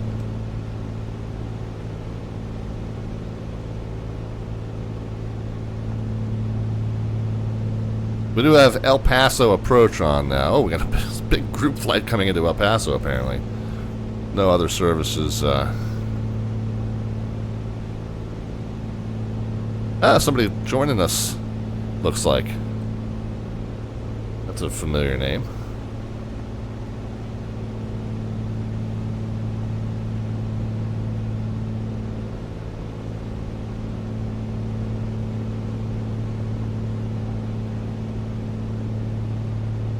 Now, by the way, as we overfly Presidio, CTAS 122.8, since we are going to overfly it, I probably do want to give a couple of CTAF calls. But then as we head north, we'll be back on 22.9er at Cibolo Creek Ranch.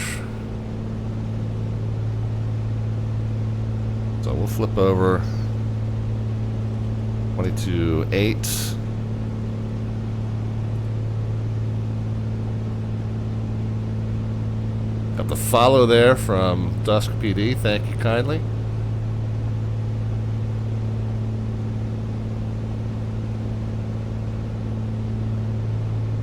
Appreciate you finding us.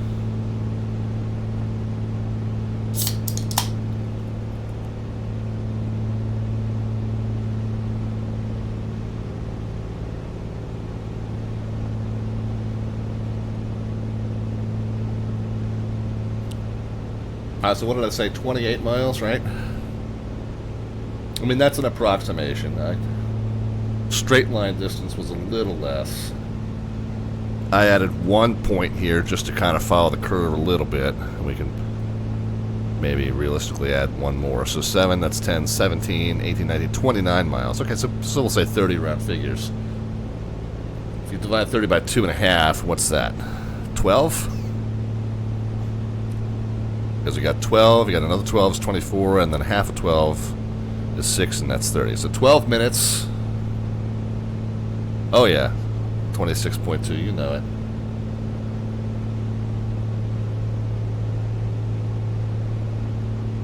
Oh, lost a couple 100 feet of altitude. Let's get that back. So 12, we got airborne at 8:45 Eastern Time. So 12 minutes to be 8:57. That's when we should expect to be overflying Presidio. We should also be able to see this U.S. highway heading north. And again, like I said, we're going to make a couple of CTAF calls at Presidio just to advise traffic in that pattern what we're doing. We'll be over top of them. We'll be courteous. We'll let them know what we're doing. That way, anybody in the pattern there can adjust to us, or we can adjust to them.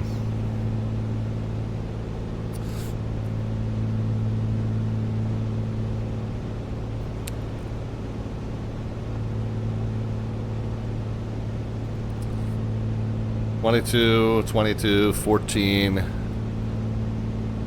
This just drives me nuts. I don't worry about it. I wish I could just turn this off. Can I turn this off? Oh, I don't know.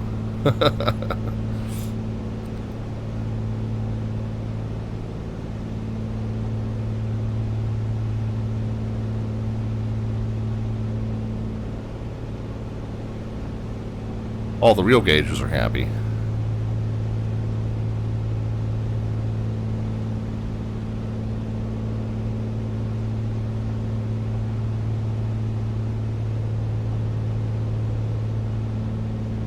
Alright, so we said 12 minutes. We took off at 45 after the hour.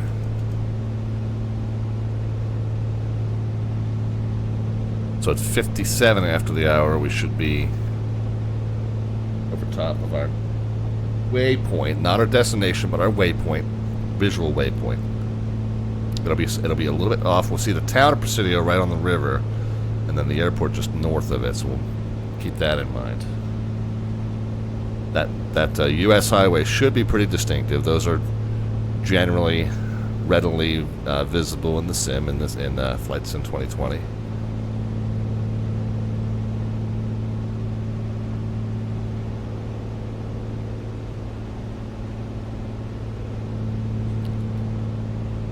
And then yeah, as we turn north, yeah, we'll need to pick up some altitude. So if we're at 45, so we'll be 500 feet above the pattern altitude of Presidio.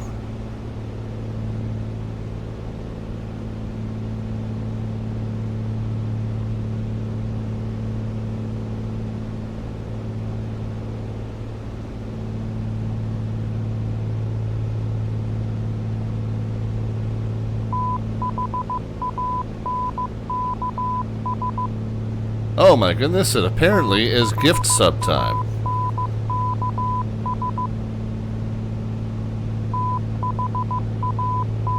Heisenberg has a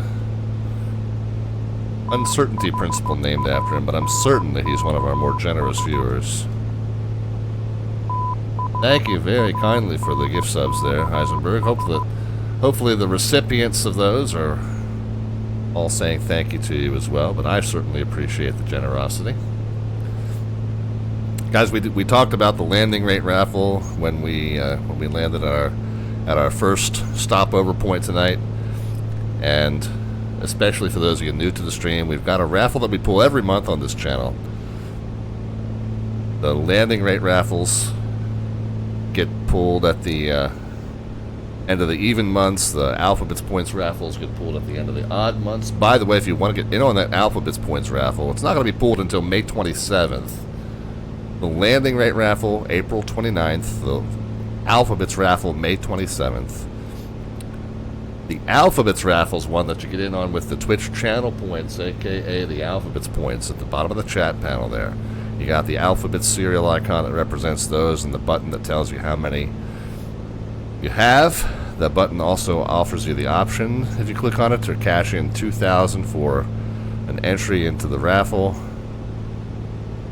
Save up and hit $10,000 at once. That gets you 6 for the price of 5, so that definitely gives you a little bit more buying power there. The $2,000 for 1, $10,000 for 6. That's how you get in on the Alphabets raffle. You do have time to save up, though.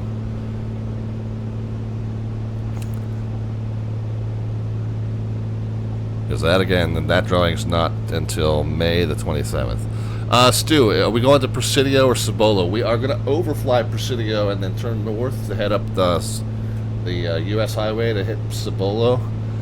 And then we're going to come back and land at Presidio. So right now we're in the direction of Presidio, but we're landing at Cibolo. We're going to overfly Presidio just as our visual waypoint. This looks kind of like a little airstrip down here, doesn't it? Uncharted.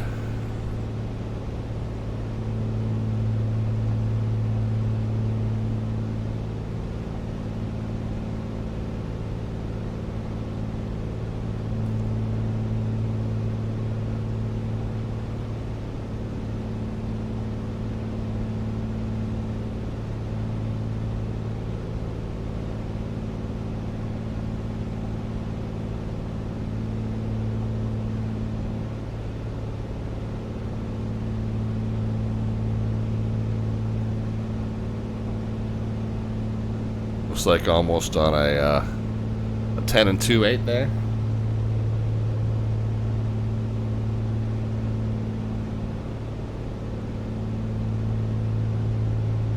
That might be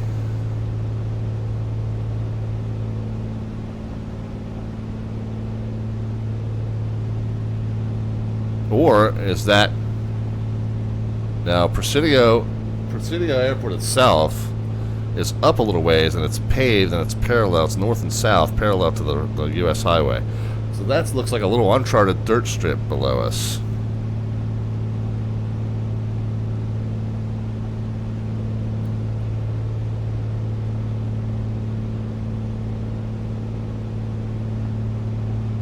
And then it looks like this will be the town of Presidio, and we should kind of be able to see.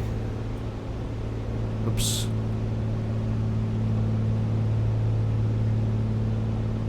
Is this the highway?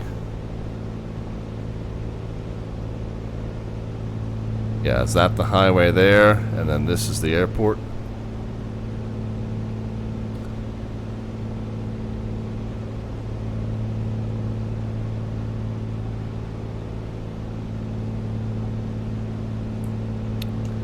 Presidio traffic, Comanche 514 Delta Victor's about 5 miles south. And we're at 5,000. We're going to be transitioning the airspace south to north. 5,000 and climbing northbound. Comanche 514 Delta Victor, Presidio traffic. Sloppy call, but sloppy call, but you got the point. Well, when we come back,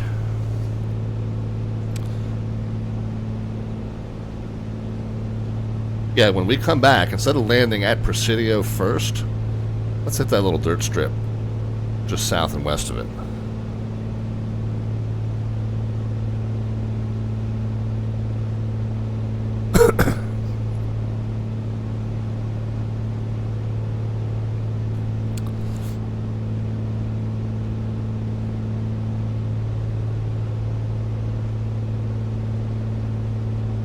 But we are now at 17 miles north to Cibolo Creek.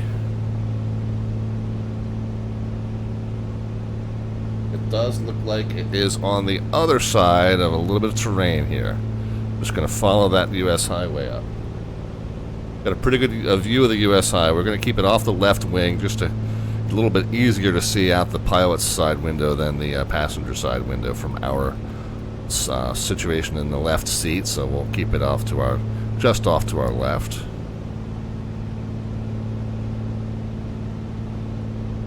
We'll get ready to switch back to the CTAF of 22.9, and man, it looks like we got a pretty good crosswind coming from the right here, coming from the east. We'll have to keep that in mind when we get back down here.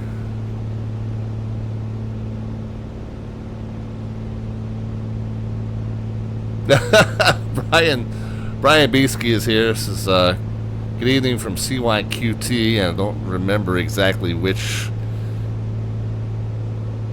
location that is, but somewhere up in the Great White North. Good to see you here. And he says, I'm watching on the 65-inch, nice scenery right there, looking out the window almost, feels like. Yeah, well, I'm glad, if you're going to be watching me on a TV that big, I'm glad that at the beginning of the stream I did take the moment to troubleshoot the broadcast. Our most recent broadcast, for whatever reason, came out in 720 versus 1080, and I did get that sorted out. Of course, on a nice big 65-inch, you're probably still suffering a little bit. Probably would be nicer to get it 4K for you. I'm just not quite sure that my provider's got the upload bandwidth for that, so I limit it to 1080.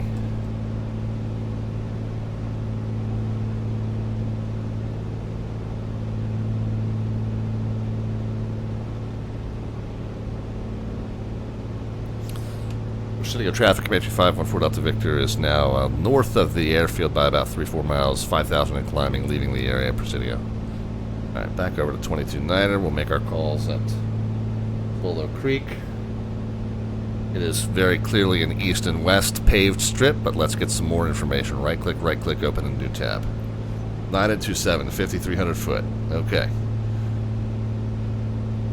Easy enough.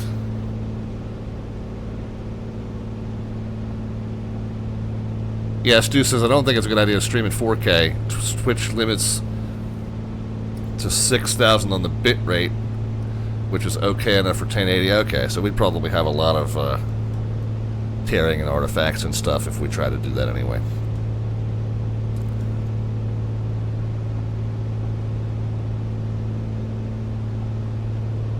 Alright, since I am going to be putting on some altitude here, let's add a touch of power.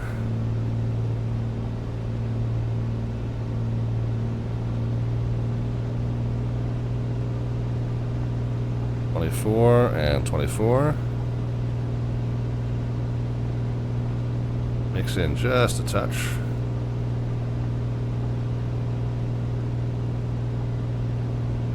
Let's say field elevation of 44.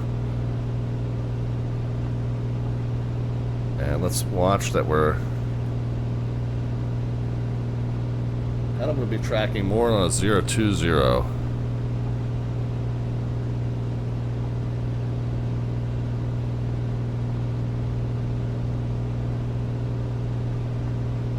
And we said just down yonder the wind was coming out of the east, it felt like. So we'll plan to land on 9. But we should, maybe we'll be able to see a windsock there and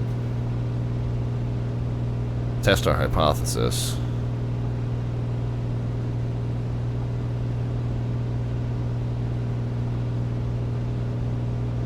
And then 17 miles. Yeah, I've kind of lost, yammered on, I've kind of lost sight of that road that we're supposed to be following. I do think it's over here to our east. A little ways. Charlie. Where's that road, man? Have you been watching? You been paying attention?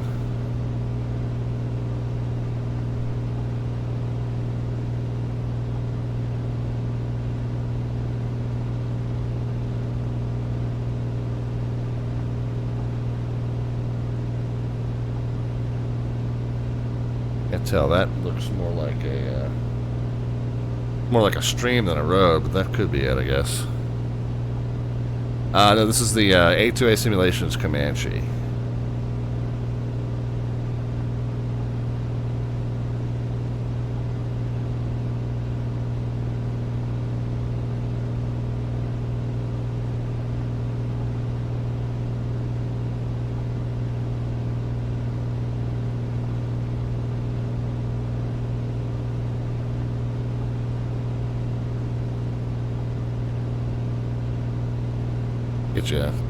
Get you a good outside view of it. There you go. Perfect.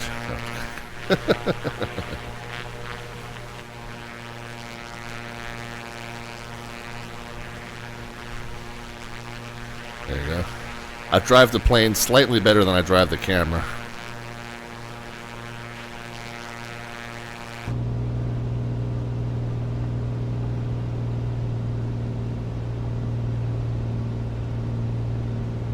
Alright, 22. Back on track with our road, I believe.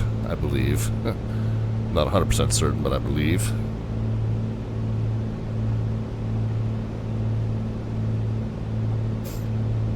So somewhere up here to the right.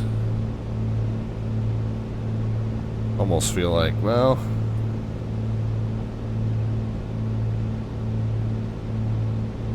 further up maybe. I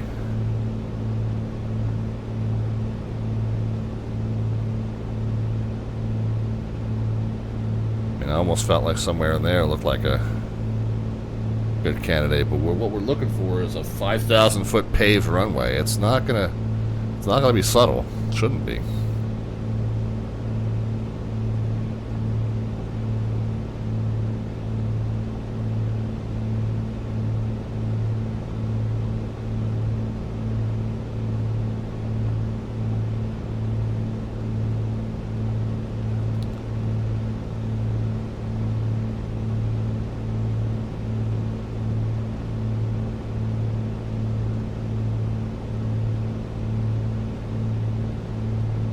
We are now receiving that VOR that I was trying to get a read off of earlier, so we can kind of use that as a backup reference if we need it. Is this it here?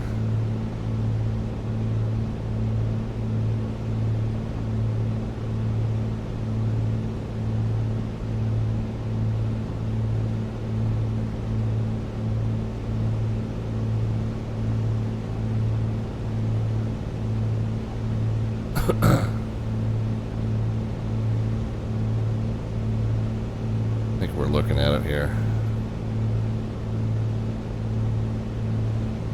I'm trying to get a peek, see if I can see a windsock.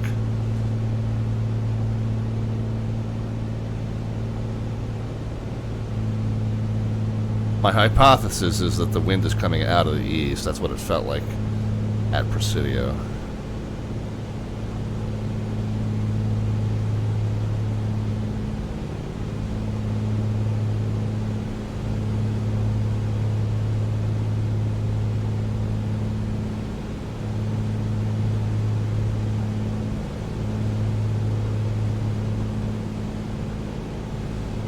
Coming down at a pretty good clip.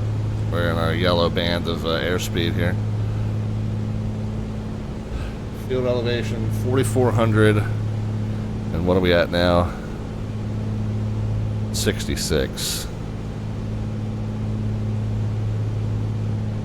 Alright, I'm going to track out to the east, and then we'll make a left turn, and we'll do a left downwind to runway 9er. Back on 22-9er, okay. Get the power backed out.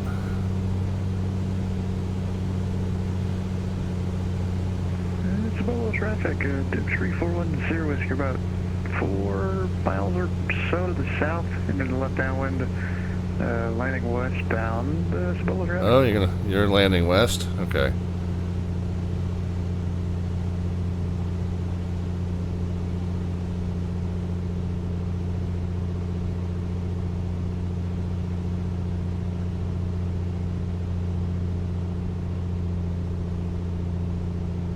No, I think the wind was, when we were down at Presidio, I think the wind was coming from the east. I did not see a windsock just now, though. Cibola traffic, Comanche 514 Delta Victor. We're probably about 2-3 miles north and east of the field. We're going to enter a left downwind for runway 9er, Presidio, or, sorry, Cibola.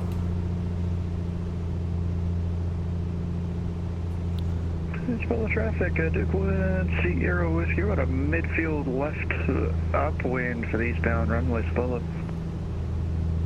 Alright. Left upwind, so he's on the south side.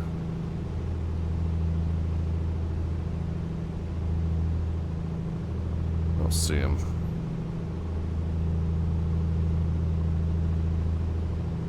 Alright, well let's... 4,400, so 50, 54, 55. Let it cheat upward because of the terrain just a little bit here.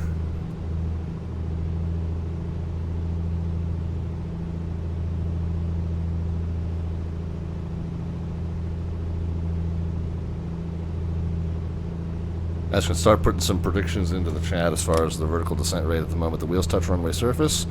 No bot command necessary for that, just a number, positive or negative. We'll know that you mean a descent rate either way.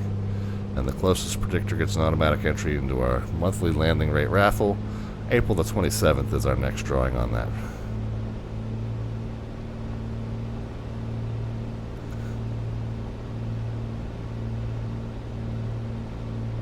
Cibola traffic, Comanche 514 Delta Victor's left downwind, midfield runway 9er for the full stop, Cibola.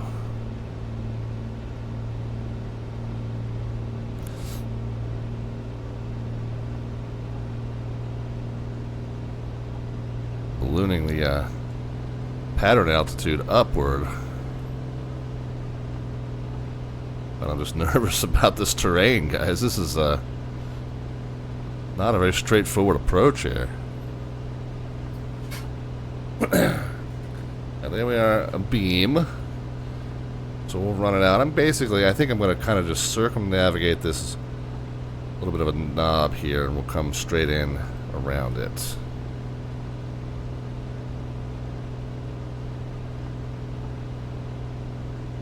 And Stu, I don't know what the backtracking situation is. I don't think I saw a parallel taxiway, so it might give me a moment to turn around and backtrack taxi it.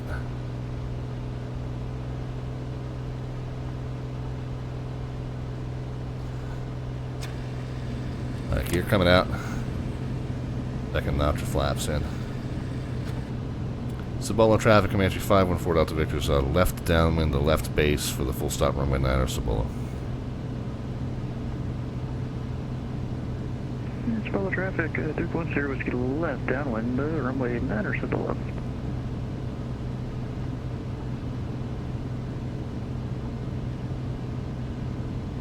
Okay, so he's downwind, he's behind me.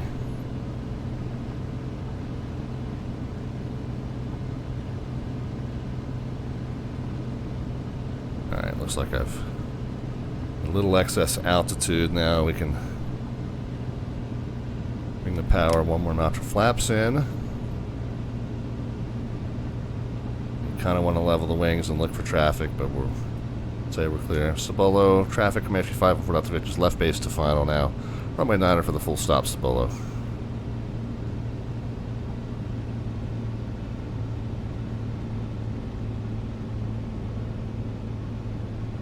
Fuel pump on, remembered this time.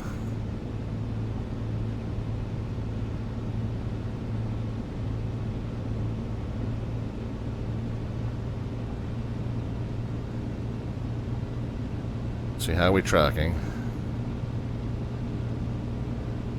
A little bit to the right, but not too bad. It looks like we're a little high and we're a little fast. Looks like we are getting blown a little bit left, a little bit to the left.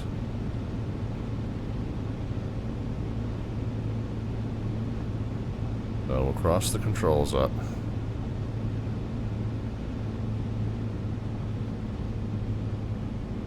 Taxi, parking pad is on the near side.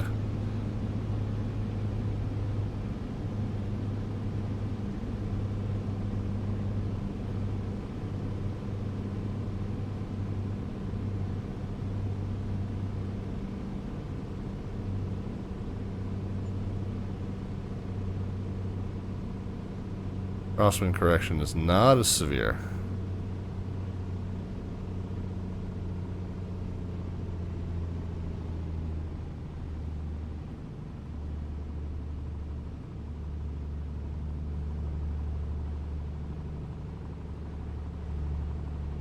Overflared. Oh, skip it. Overflared it, but not too bad.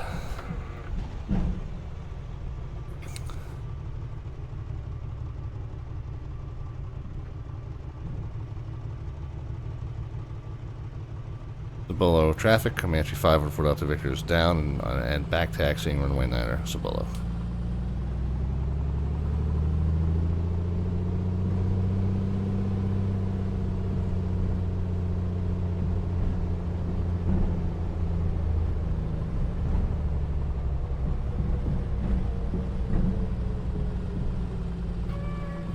Expedited back taxi.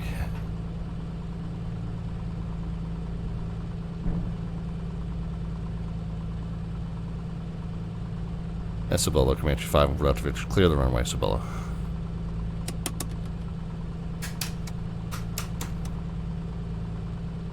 Cibolo traffic, number 10 Whiskey, enter in the left base runway 9er, Cibolo. Yeah, so I think we made the right call in terms of the wind. Take a peek at that windsock once we get parked.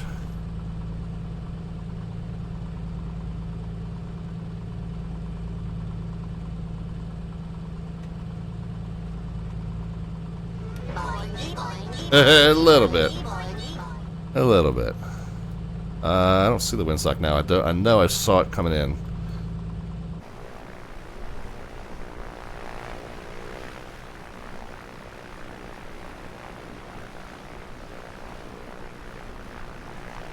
I certainly don't see it now. I thought it was over here kind of where I am.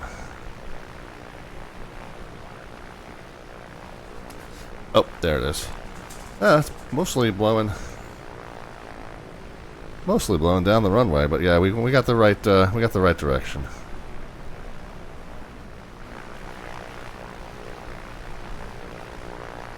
Here comes Stu. Cibolo traffic, Duke 1 Sierra Whiskey, turn in short final runway 9er, Cibolo. He turned it short of the. I went around that knob there. He turned it short. There's plenty of runway. I probably could have done the same. 5,000 foot paved field.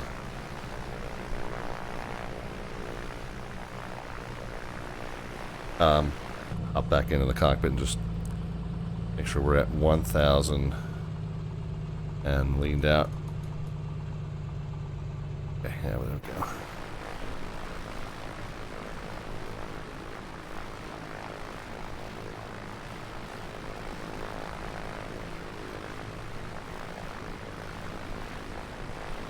It looks like it did basically the same I did.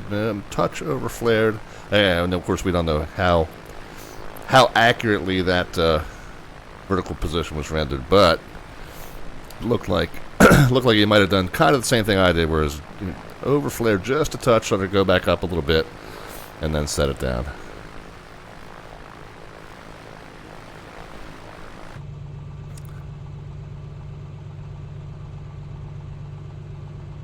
So I didn't actually bounce. Didn't actually bounce in terms of what was registered. This was showing as a 19 knot straight on headwind and 115. However, I did the same thing. I didn't quite touch, but then I came back up and then landed.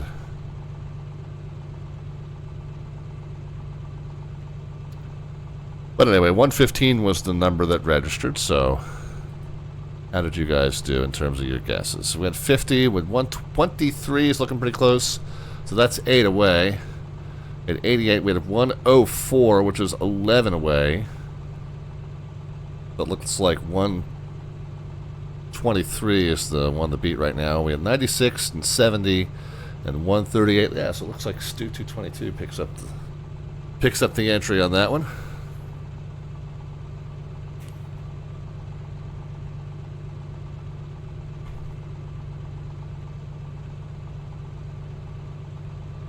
What's the identifier here? Tango Sierra 15. Oh, your engine cut out.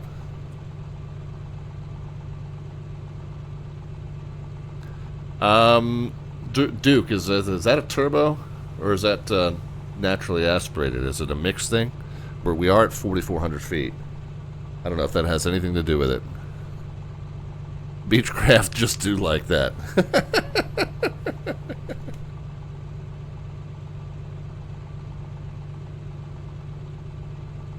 Okay, so it is the it's the piston Duke. Okay. Yeah, so I don't know. Maybe it's a mixed thing. That's the only guess I have. I don't know that aircraft. All right. What's next? It's not yet 10. I'll tell you what. We'll take it one at a time. I want to do Presidio,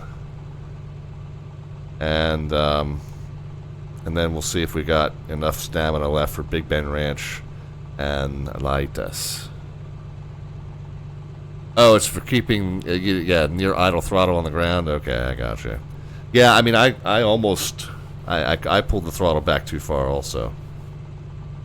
Our Comanche was sputtering just a little bit as well. Oh, you know what? I had said that before Presidio. So I'll tell you what. Let's finish at Presidio. But I had said that we were going to come back and get that little dirt strip here just west of Presidio. So let's come back down. We'll fly over Presidio again.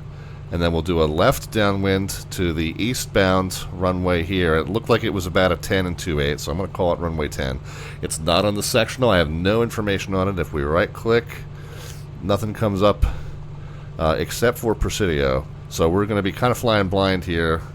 I'm just going to call it Presidio Dirt Strip for traffic purposes. And Presidio paved will be on 22.8. Presidio Dirt Strip will be on 22.9er.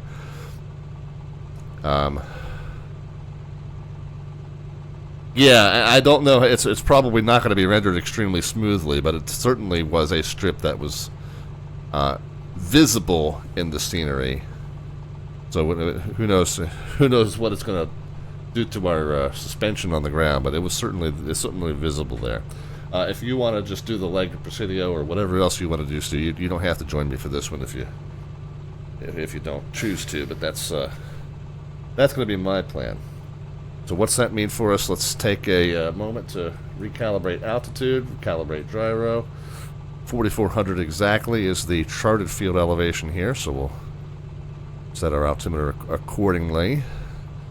Magnetic says we're exactly due north as we're parked here, so again we'll set our gyro accordingly. The strip that we're going to, I felt like it was about a 10 and 2/8. We'll just set the heading bug to match that.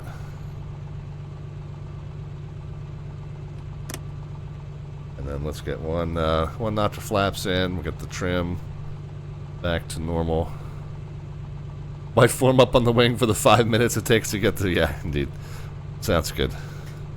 Alright, so 22.9er for the field here. 22.8 to pass over Presidio proper. And 22.9er for the dirt strip.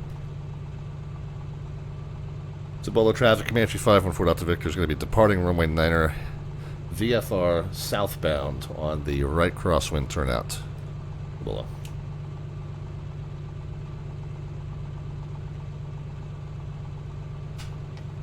Parking brakes off, landing taxi strobe, pitot fuel pump. And away we go.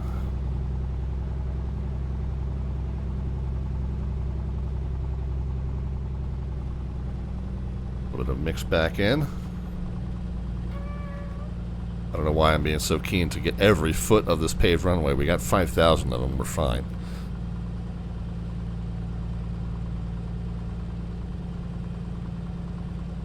Even at 4,400 feet, we're fine. We're plenty fine. Especially with a 19-knot headwind.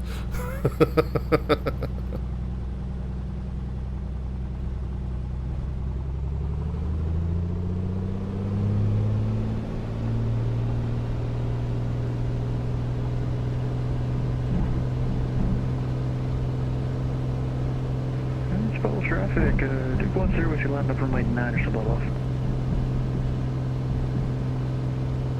There we go.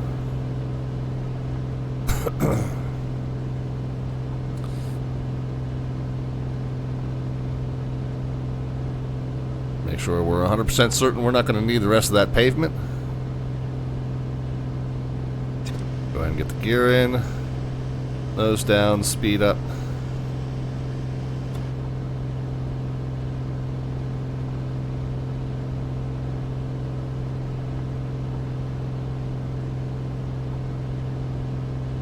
RPM's down. Cibola traffic, Comanche 514 Delta Victor. Clear, runway 9er on the right. Crosswind, turn out, VFR southbound, Cibola. Cibola traffic, Duke 10 with you departing runway 9 or Cibola. As soon as we're confident that we've got enough airspeed and altitude, we'll go ahead and get flaps in. Pitch to 105.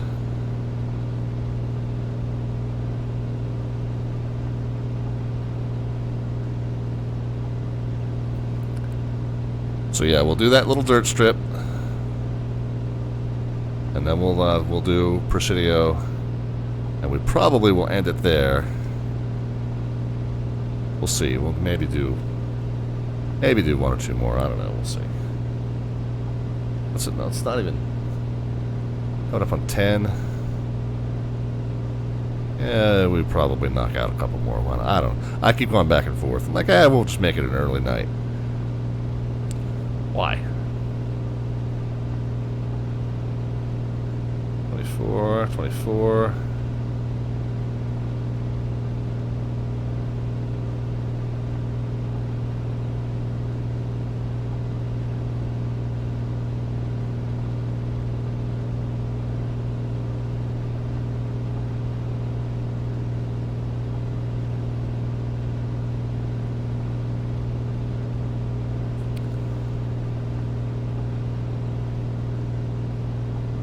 I tell you what, I'm gonna lean. I'm overshot, but I want to level at about 5,000.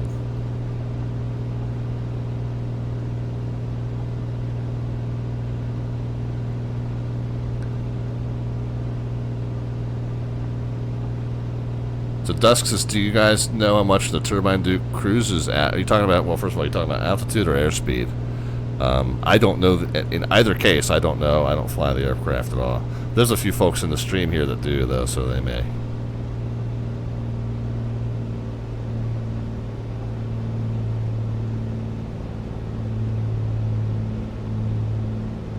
No, so I keep my aircraft hangar fairly sparse, 180 to 190 in terms of airspeeds. Two things. I keep my my hangar fairly sparse. Right now, there's only 4 that I'm routinely flying, which is this, the PMDG DC-6, the BAE 146, the 4-engine regional jet, and then the PMDG 737. Occasionally, for something like across the pond, I will break out the Kura mod of the 787, which is really a bigger 737, not that different. Nicer screens, but basically the same aircraft. I recently retired flying the Duckworks mod of the Douglas DC-3. And what was the other one I recently stopped flying? Oh, I was flying that Learjet, that Fly Somewhere Learjet, and then the Flight Sim Studio 727. But typically I keep the variety of aircraft fairly small on the stream. I like to do a few things well than a lot of things poorly. And I don't know that I'm successful in that, but that's the goal anyway.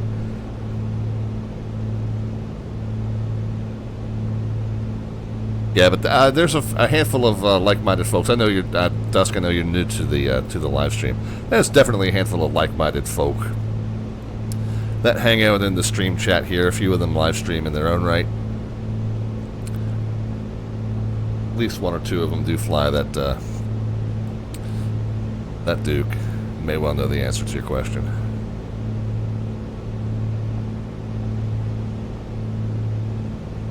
So I'm kind of flying at a 170. I think I'm going to end up way east of where I intend to be. Okay, so there's the beacon at paved Presidio. Oh, you're familiar with Stu already? Okay, very good. Yeah, Melvin Leroy is one. If you don't follow him already,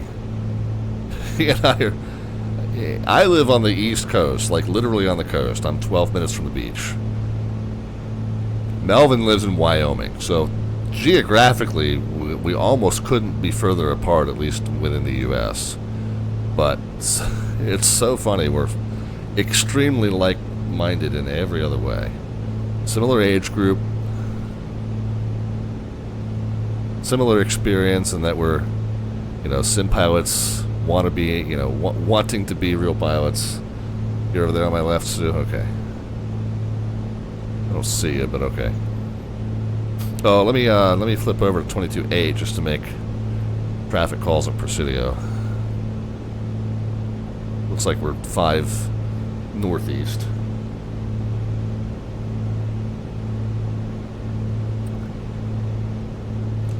Presidio traffic, Comanche 514 out to Victor is about 5 miles northeast. We're at 5,500. We are going to be transitioning the airspace northeast to southeast, then west to a dirt strip over by the town, Presidio. Yeah, that's true, Lauren. That's one difference. I have kids, but not grandkids. He's got some grandbabies. I got some furry co-pilots.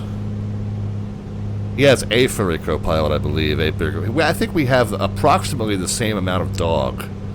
I just happen to have 3 smaller ones that add up to his one bigger one, I think.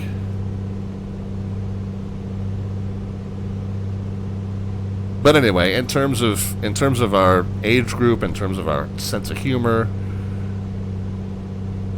our experience is primarily sim pilots and no real world experience. Very similar. We have this flair for vintage stuff. He flies a much wider variety. The one big difference between Melvin and myself is he flies a much wider variety of aircraft. He has what he calls aircraft ADD, and he sees something new, he goes and gets it.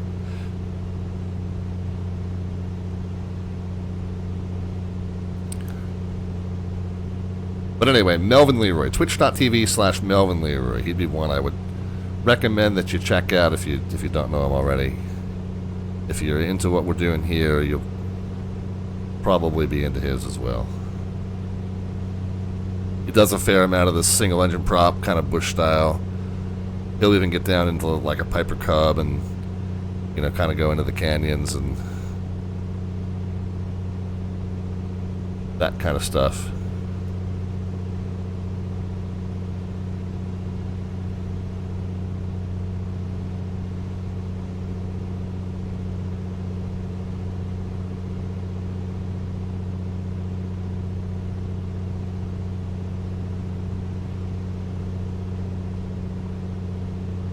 Presidio traffic, Comanche 514 Delta Victor. We're about a mile east of the field, southbound, 4,500 descending. We're going to transit the airspace southeast, and then we're going to head west, looking for the dirt strip just north of the town, Presidio.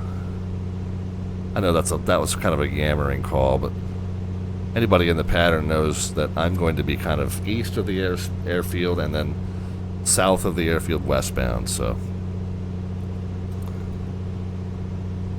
maybe a little TMI there, but is that our destination right there? No, that's a road. It's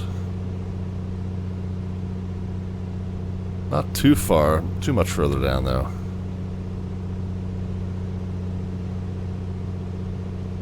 Maybe that was it.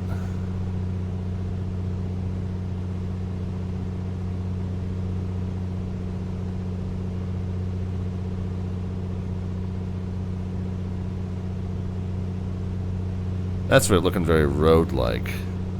Now, I think what we saw was almost definitively a dirt strip.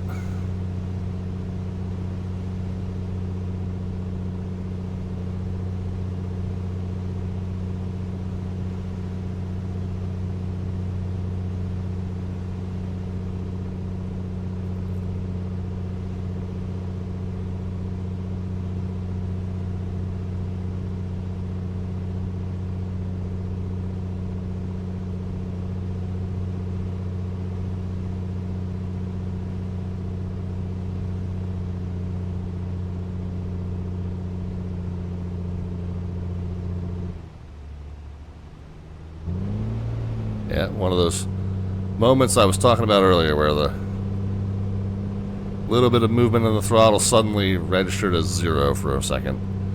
Aircraft is fine. My hardware is just a little glitchy. Yeah, it's just, I need to crack it open and clean it, but I'm just not confident enough to do that, so I just put up with it.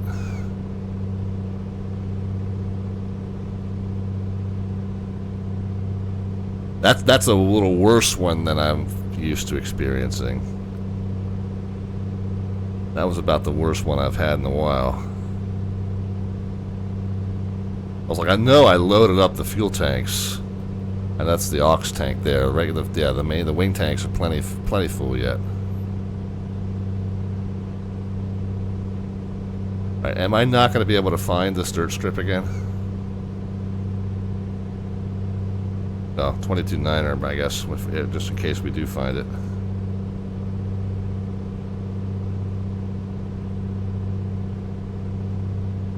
And we're at 4,000, so we're kind of right at the pattern altitude for it.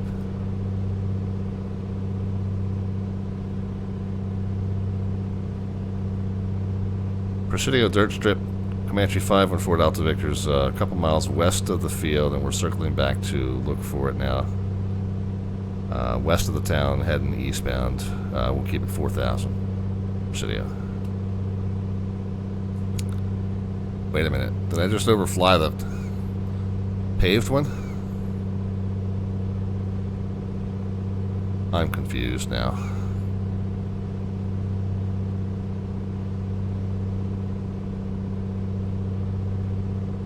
Oh no, there's the paved one up there.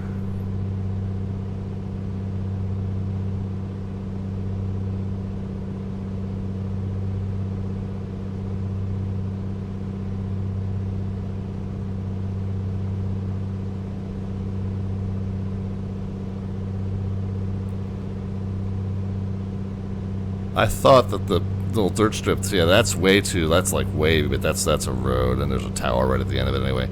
I thought that the dirt strip that we found was... Dirt strip traffic, number 10 whiskey, and left downwind turning left base landing eastbound, dirt strip traffic. Stu found it. Yeah, I think it's further west from where I am.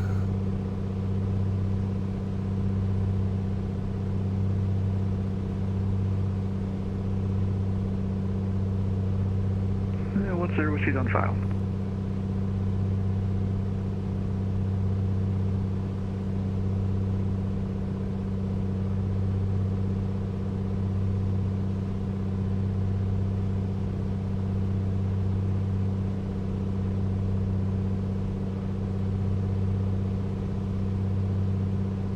Right, let me put a little power back in.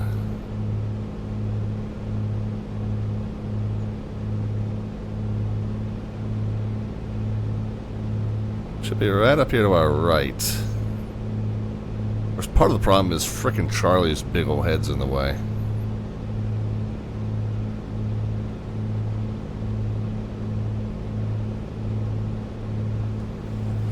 me. Yeah, right. Where am I? Dusk, by the way, is the reason we call this guy Charlie, is we posit that when we're ready to depart somewhere, you know, we want to call in to ground control, let them know that we're ready to depart with, ready to taxi with Charlie on board. So hence Charlie. The young lady that rode with us when we used to do this in the WB Sim 152, well, she was Juliet. There's our dirt strip.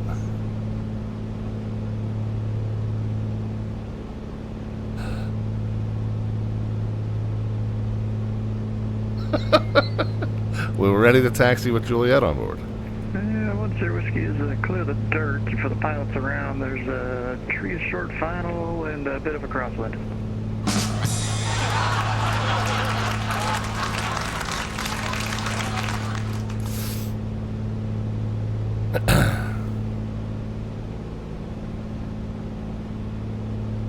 Alright.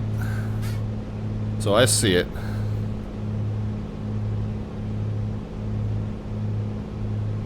We lose sight of it, we can kind of look for this big brown spot with a rectangle in the middle of it. It's just up from that.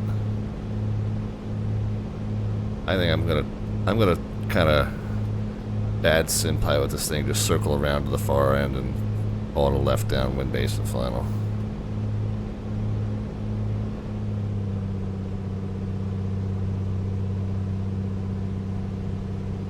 Presidio dirt strip, Comanche 514 Delta Victor's on a left downwind, turning left base for the eastbound runway. Full stop. Presidio dirt strip. All right, friends, let's get some predictions into the chat as far as the descent rate at the moment the wheels touch runway surface. No bot command is necessary on this channel for that. Just a number, positive or negative. We'll know that you mean a descent rate either way. And the closest predictor gets an automatic entry into our monthly drawing, which will next occur on April the 29th.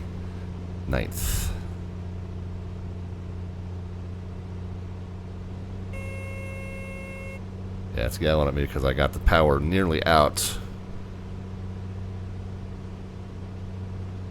Just a little bit. I think the gear can actually come down at 150.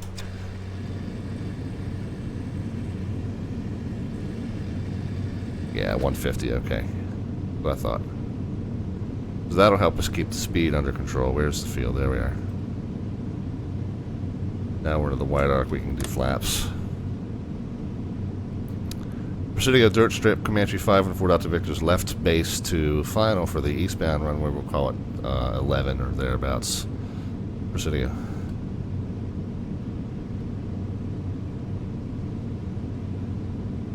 Probably 10. Looks like my gyro's off.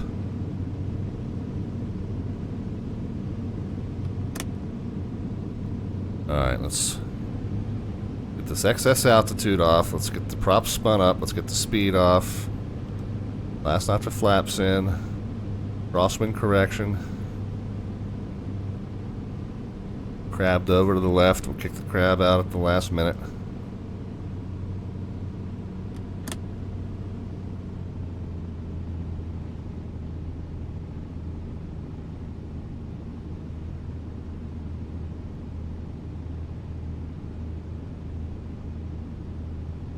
Yeah, really need to get the crosswind correction in there.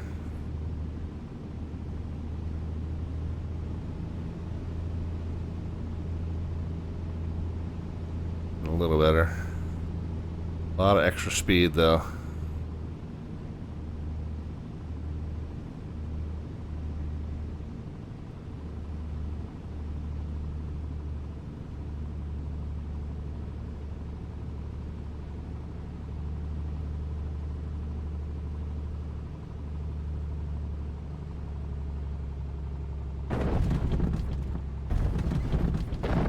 Yeah, we're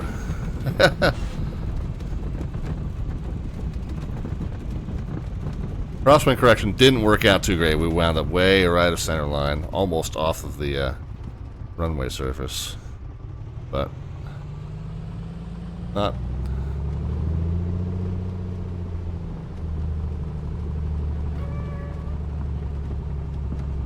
Given the circumstances, probably as best as we could have done.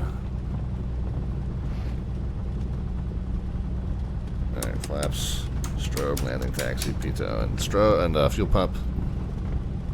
Dirt strip, Comanche 514 out to Victor's, down and back taxi in runway 10, dirt strip. Yeah, so the crosswind correction, we were really kind of fighting all the way down. Didn't really get it nice and dialed in.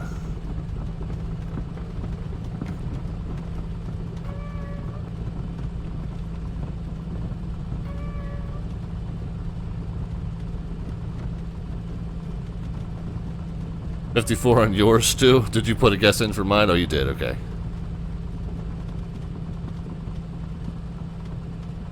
Yeah, mine was a little firmer, but really not terrible. I mean, it was the worst was we were almost off of the runway surface to the right.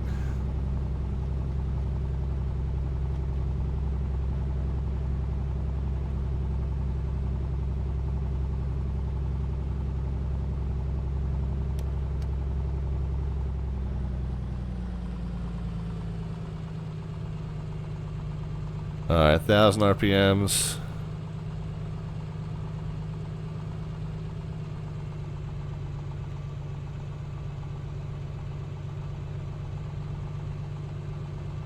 That's where it drops.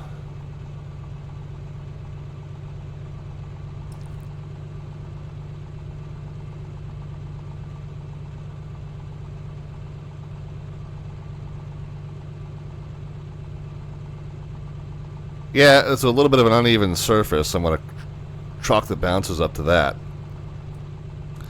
Pretty substantial left to right crosswind. Yeah, we figured that out. 104 was the number that registered. Not horrendous under the circumstances. Guesses came in at 88. 110 from Stu, looking pretty close at 6 away there. 78, 65, 120, 43, 94.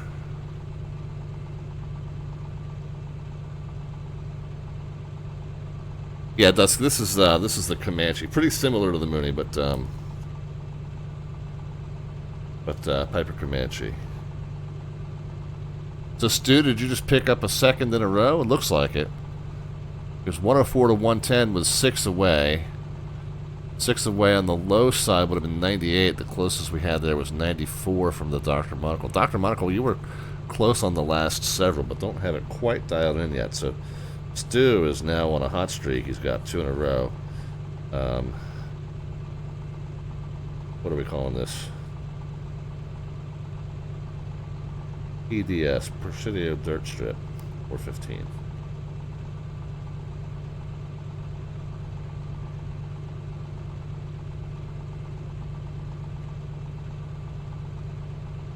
Yeah, Comanche and Mooney are pretty similar in terms of performance.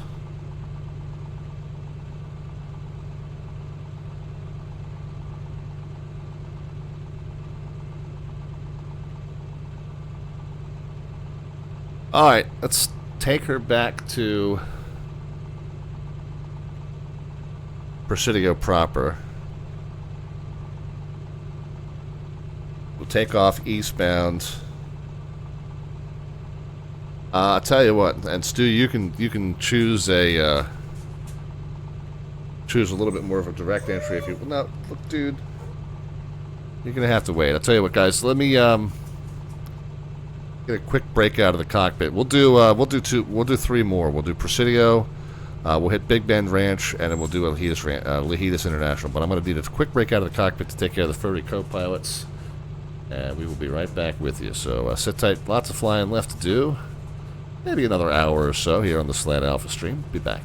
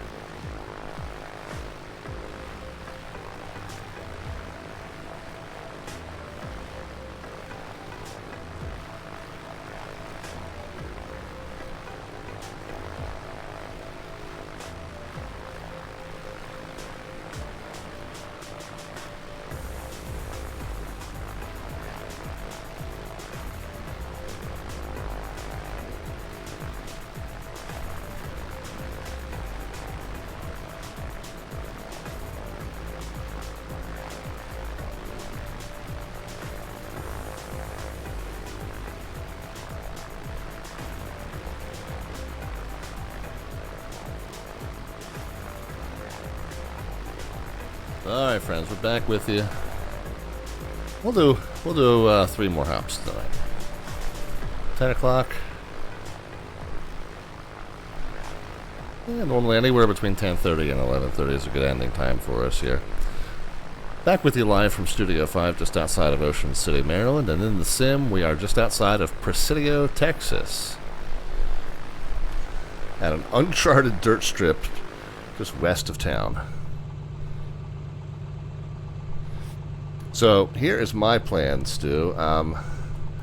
Presidio is reporting 050 at 10 gusting to 16. So a very,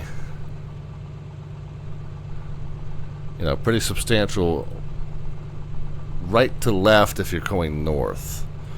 So as we're out here, my plan is I'm going to turn out to the north, and then we'll kind of do a 45. Well, that's a right pattern. What do we want to do?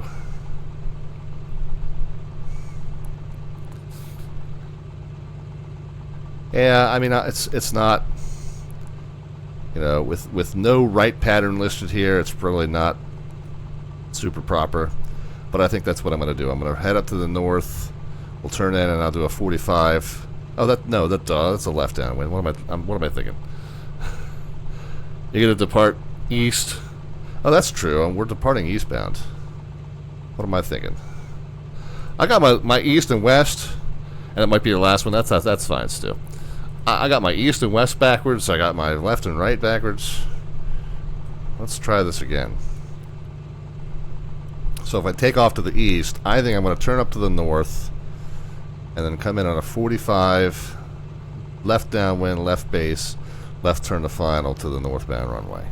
So I think that's what I'm going to do. Your mileage may vary, Stu, and that's all well and good. No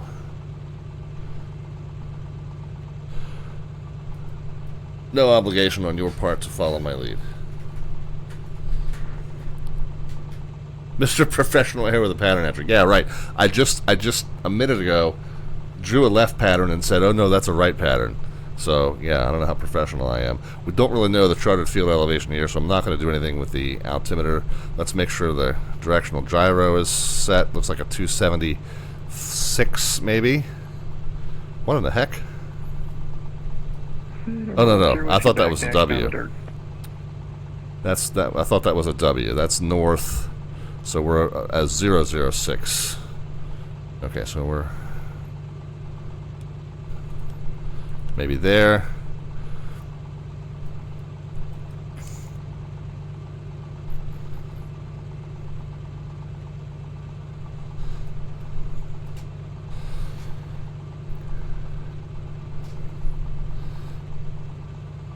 All right. Do flaps 1, get the trim set. Good. 10 whiskey, departing eastbound.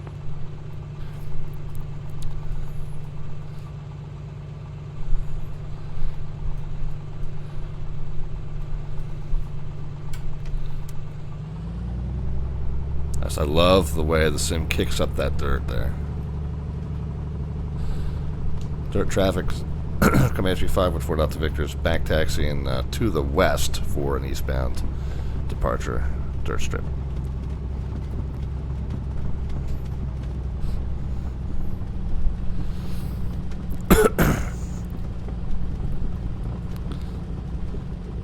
Once there was cleared, third last call.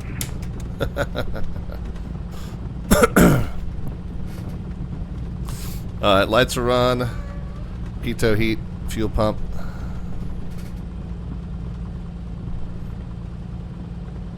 Dirt strip traffic, Comanche 514 Delta Victor is departing on the eastbound runway. Going to be a northbound turnout, left turnout, VFR northbound departure, Presidio dirt strip.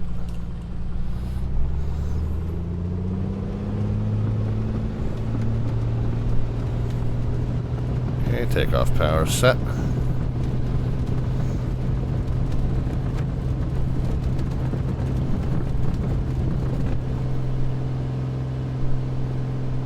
Keep it tracking down center line as best we can. gear coming up. I see Stu. I'm going to turn out sharper so that we don't turn into him.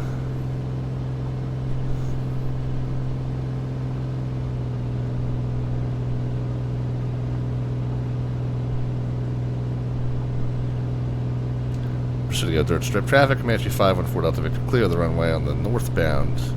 Turn out VFR north. Presidio dirt strip, last call. Alright, 22.8. Now. Flaps can come in, fuel pump can come off. So my goal is to kind of track out to the northwest. Got about a 2 mile final runway 35 full stop Presidio. 35 is, I was just gonna mention that it is a runway 35 there.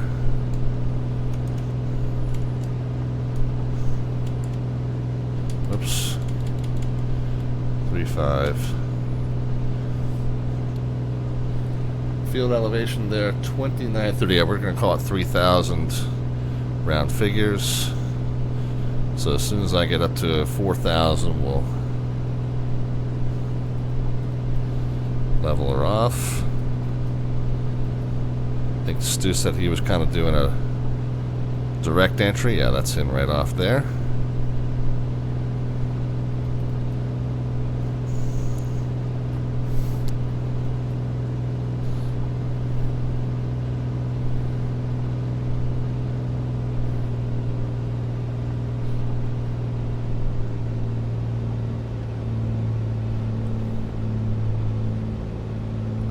Two, 22, 14.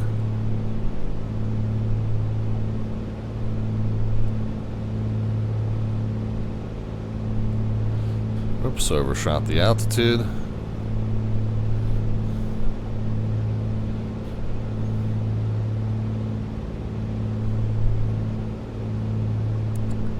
Presidio traffic, Duke 10 with clear runway 35 Presidio.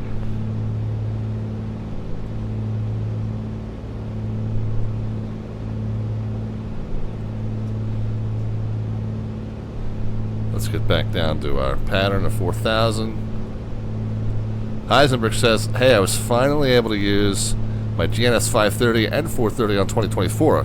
Okay, I had to disable the 172 in 2024 and use the 172 from 2020, and then load the WBSIM 172. Yeah, that was some serious hoop jumping there.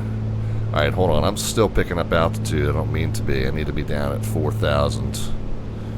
Make this pattern entry. Kind of circling broadly out to the north and west of the airport. Going to enter that 45 to left downwind.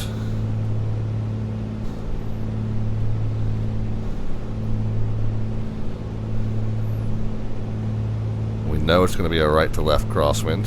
Crosswind coming out of 050.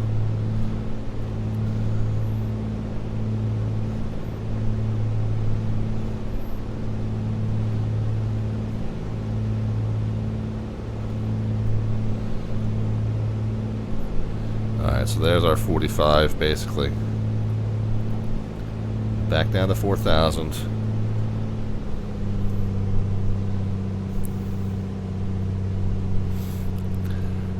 Presidio traffic, Comanche 514 Delta Victor is about 2 miles north and west. We're entering a 45 to left midfield downwind, runway 35 full stop Presidio.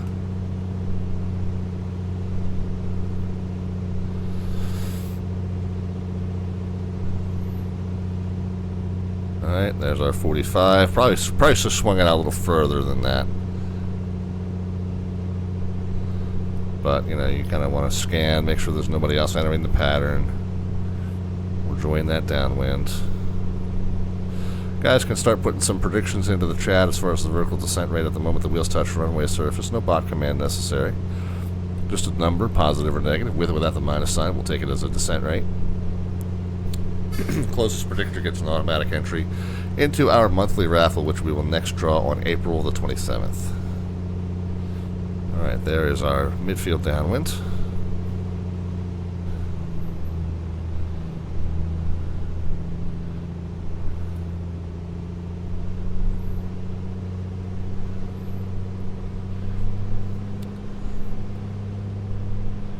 Presidio traffic, Comanche 514 Delta Victor, left downwind midfield, runway 35, full stop, Presidio.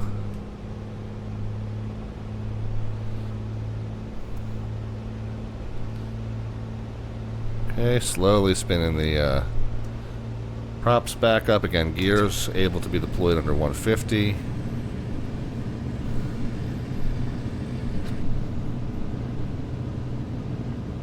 Flaps into the wide arc.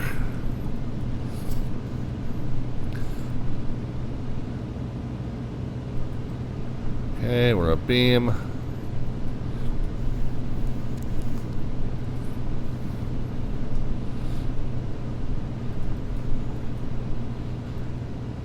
Presidio traffic, Comanche 514 Delta Victor's left downwind to left base, runway 35, full stop, Presidio.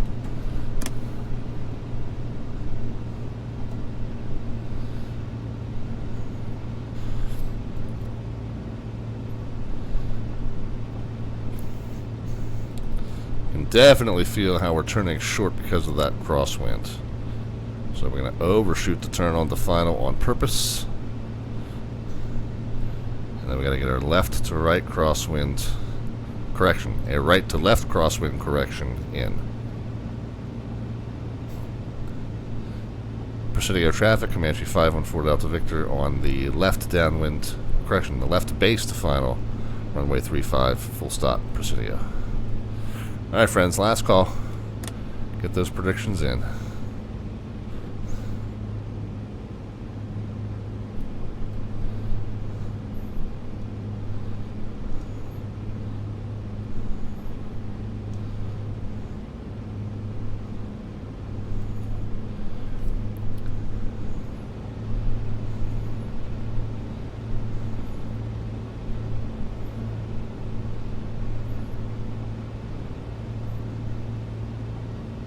Pump.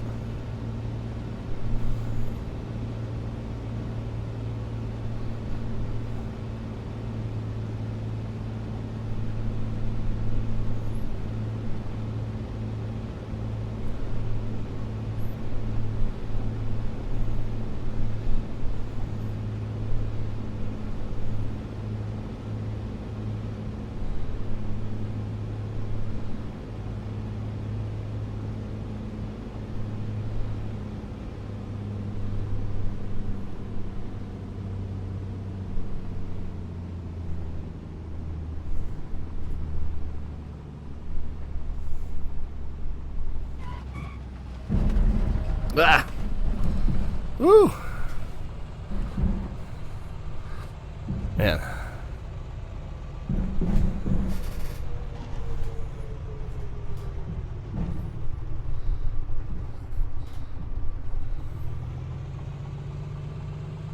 Yeah, well, once again, given the crosswind, probably the best we can hope for. Lesson of the day is, would we really be flying a tiny little plane in these windy crosswind conditions? Probably not. At least not at my skill level.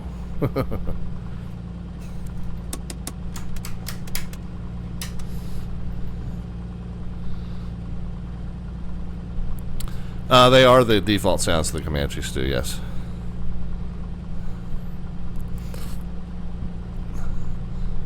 Very violent sounding plane, isn't it?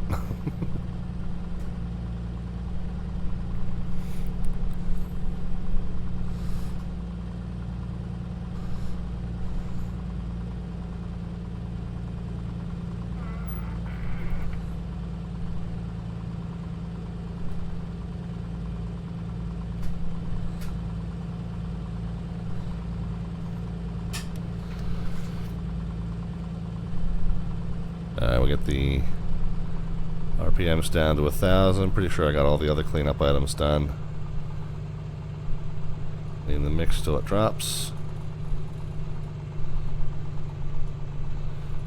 Okay. How'd we do? Well, again, considering the conditions, not terrible. Yeah? Yeah? I'll take that. 106 is what we put in the record book there. what would you guys have guessed? 76, 30, 43, 55, 125, 110 ELW. Looks like he's got it 4 away.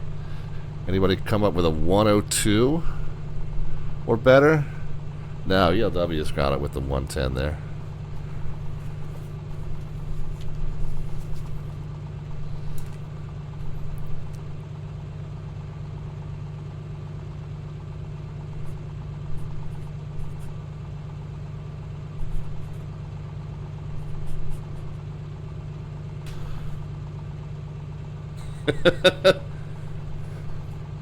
I was lurking on a one-way stream.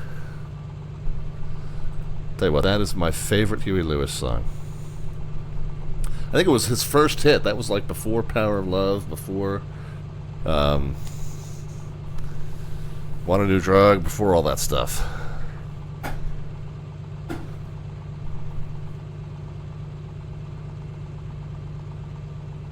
Was I lurking as a waitress at a cocktail bar? That much is true. But even then, I knew I'd found a much better stream.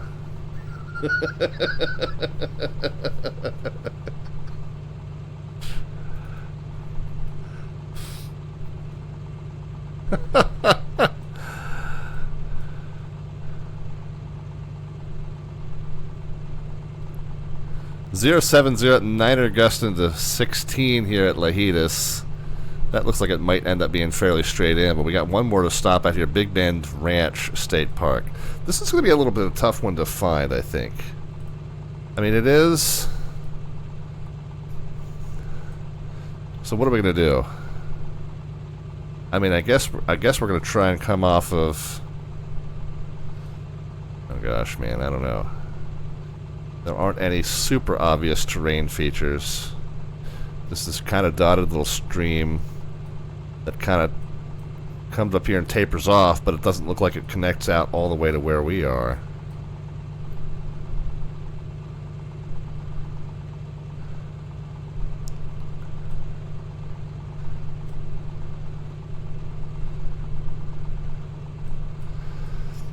I mean, I guess the best we can kind of do is try to dead reckon it. We go to the town for we go east 9.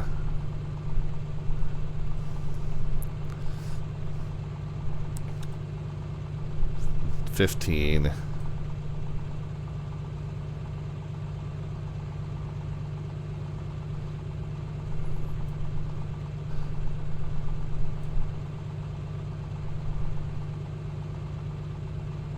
Yeah, something like that.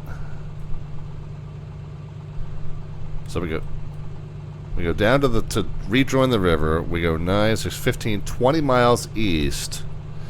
And I guess the best we can do is look for this 5,000 foot peak and try to just turn up northbound just after it. And this, I mean, this is a fairly wide valley like that. That should open up pretty well in front of us, I think. All right, Stu. Hey, thanks for flying along with us, man. Always good to have you.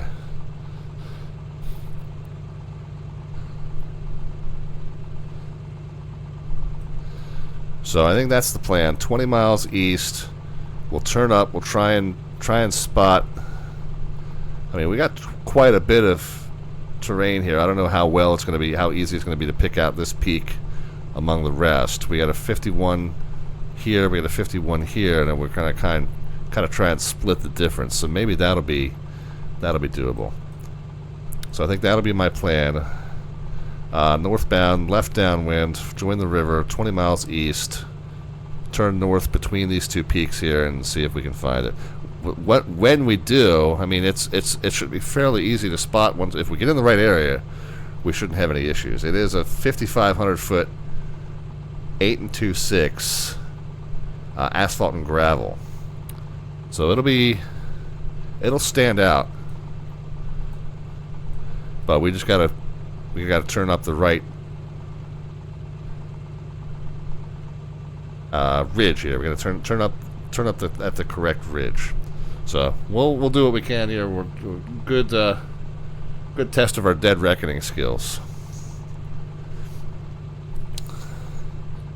Alright, field elevation 2938, so we're going to adjust the altimeter up to that. We're parked at a 185, 187 or thereabouts. Looks like we only got to wind it back a couple degrees there. We've been doing a pretty good job of keeping this up to date all night, surprisingly. 35, just as a reference for the runway heading, and then that's all we need there. We know what we're doing. Left downwind, join the river. We're 22.8 for Presidio, and then these other 22.9 for Big Bend Ranch, but then this is going to be a municipal field or a public field on 22.7. So 22.8, 22.9, 22.7. All right, are we ready, friends? Let's go. Let's do this.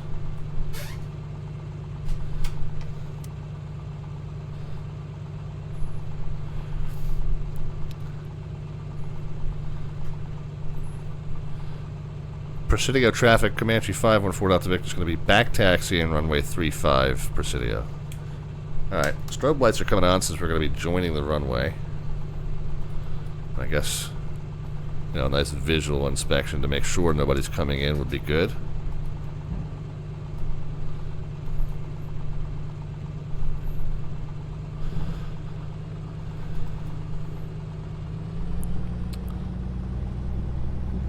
And again, that good solid right to left as we get rolling here. Left to right as it appears now, but we're going to 180 at the end, so.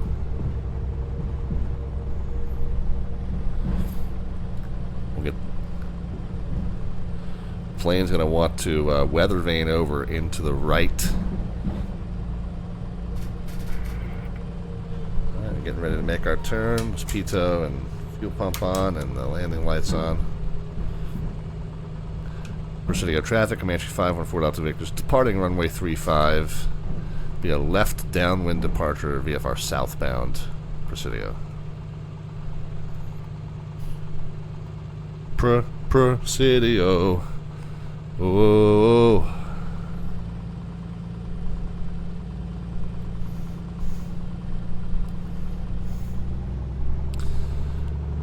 This crosswind is on my mind.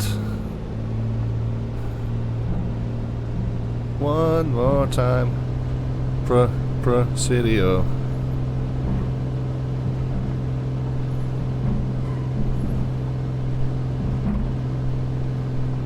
Ah! Graceful. About as graceful as the singing.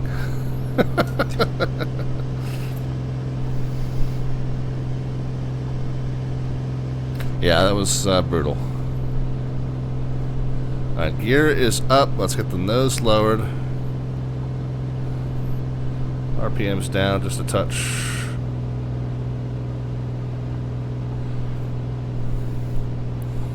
Alright, plenty of speed.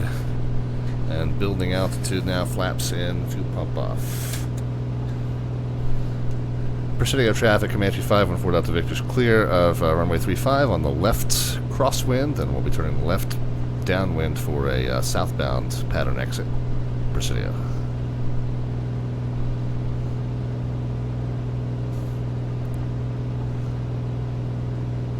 Alright, there we are, crosswind. Level the wings, no traffic. Downwind turn.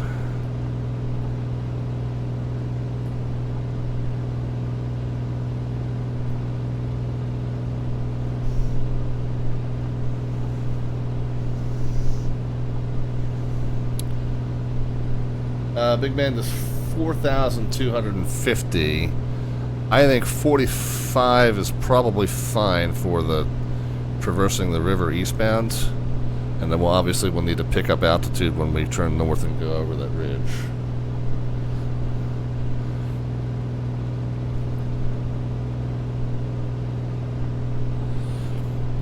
Okay, and be ready to start the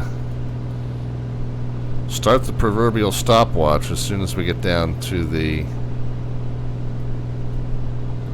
river and turn east. Alright, 45, level out. 22, 22.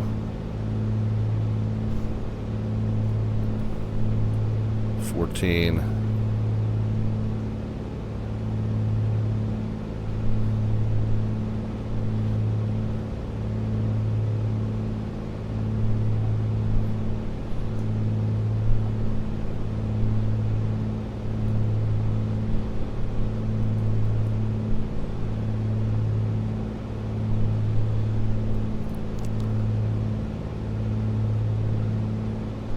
We're still picking up excess altitude. Let's get down.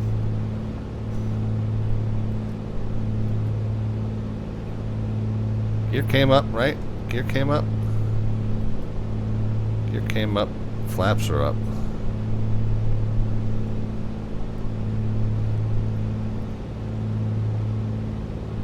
$22. 22.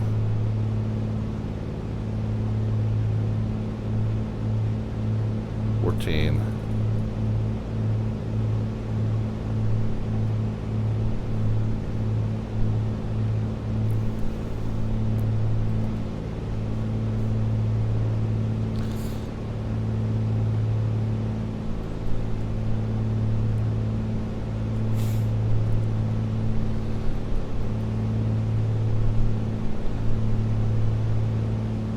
It really is doing like a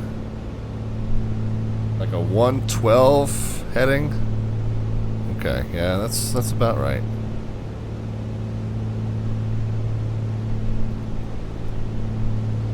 And then it turns out to more like a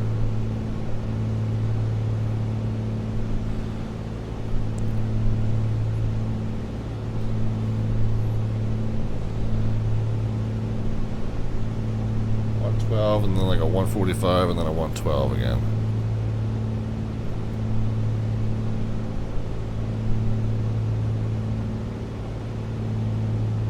Okay. Alright. It's 21 after the hour right now.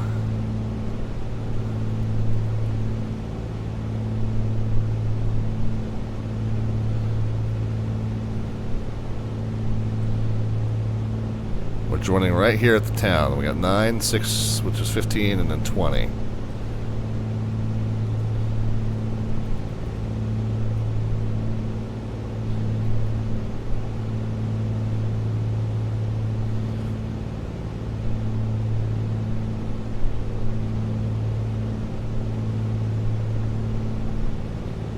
So 20 miles, 2.5 miles minutes.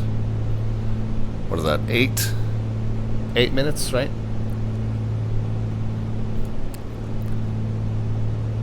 Because 8 over again is 16. And then half of 8's 4, so that makes 20. So yeah, 8 minutes, 2.5 miles a minute, 20 miles.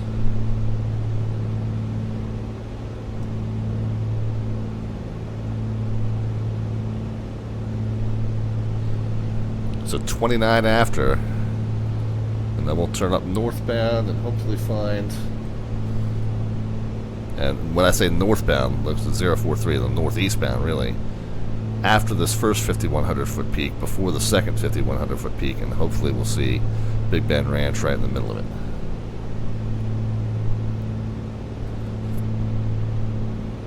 Peaked aft there, 22.9er. So there we are.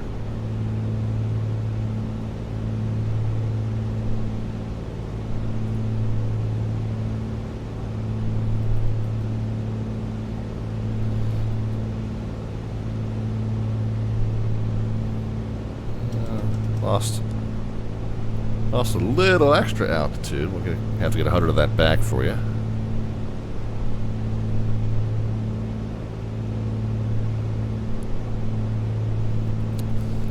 So just east of the town, the river kind of bends slightly to the right.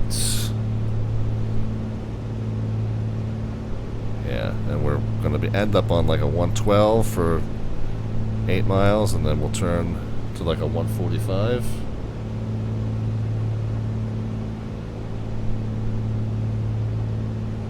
Or are we already at the point where we're turning on the 145?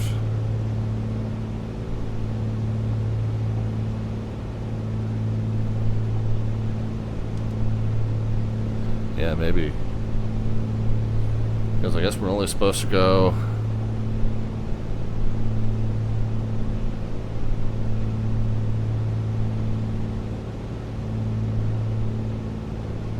Five more minutes, right?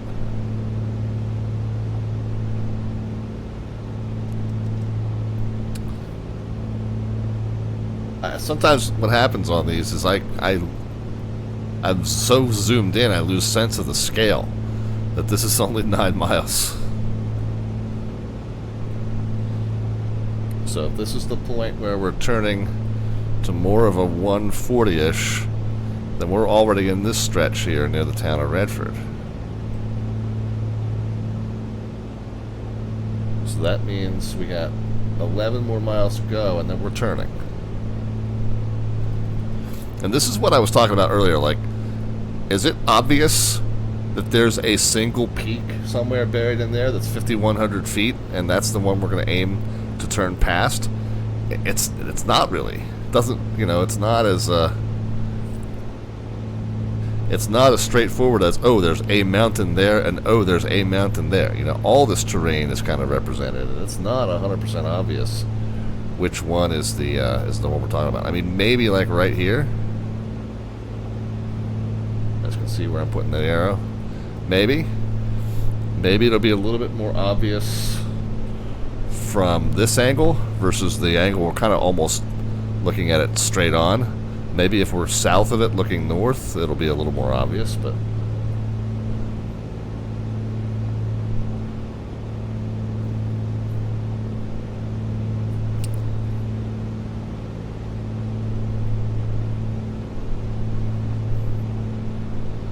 we'll see. What did we say? That was an 8 and 2.6, and I'm almost certain the wind is all coming from the east, so we'll flip the arrow.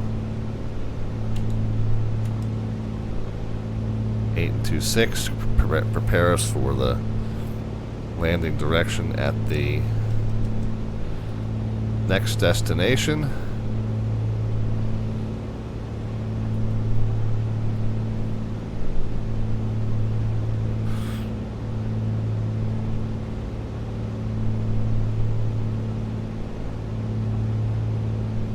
So the point that I marked, you know, the river's like along all this flat area, and the point that I marked is where this terrain kind of comes up to meet the river. And that does kind of look like what we're seeing up there, doesn't it? Field elevation at our destination is 4250. We're 46 now. So when we turn north, we are definitely going to need to pick up some altitude. But again, is there a single 5,100 foot peak over to our left that is obviously the one we're aiming past? Maybe that one? I don't know.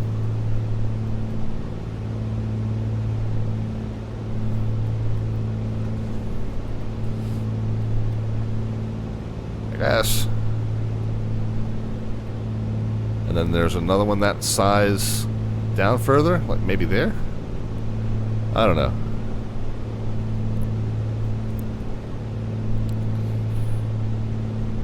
Tell you what, I'm going to put a gentle power increase in. So normally my climb power is 24 and 24. My cruise power is 22 and 22. We're going to compromise. I'm going to go 23 and 23 for just a nice, gentle climb.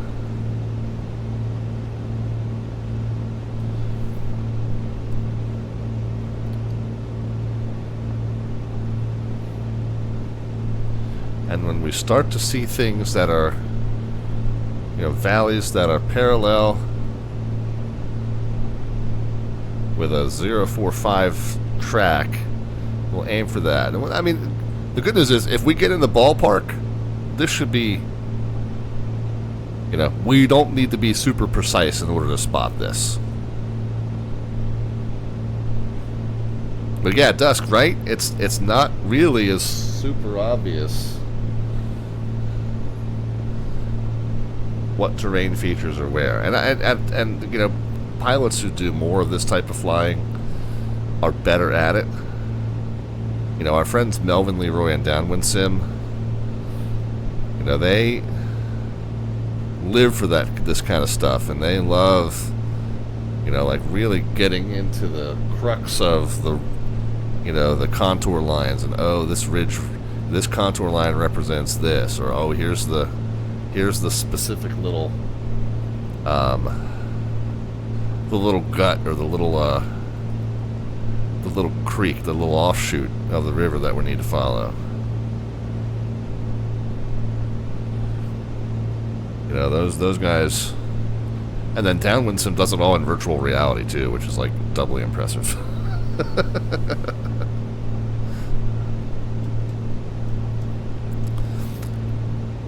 Alright, so I'm going to turn to about a 045, and I'm going to presume that this peak and this peak are the one that I'm aiming between. So somewhere, there does appear to be a little valley area here that flattens out.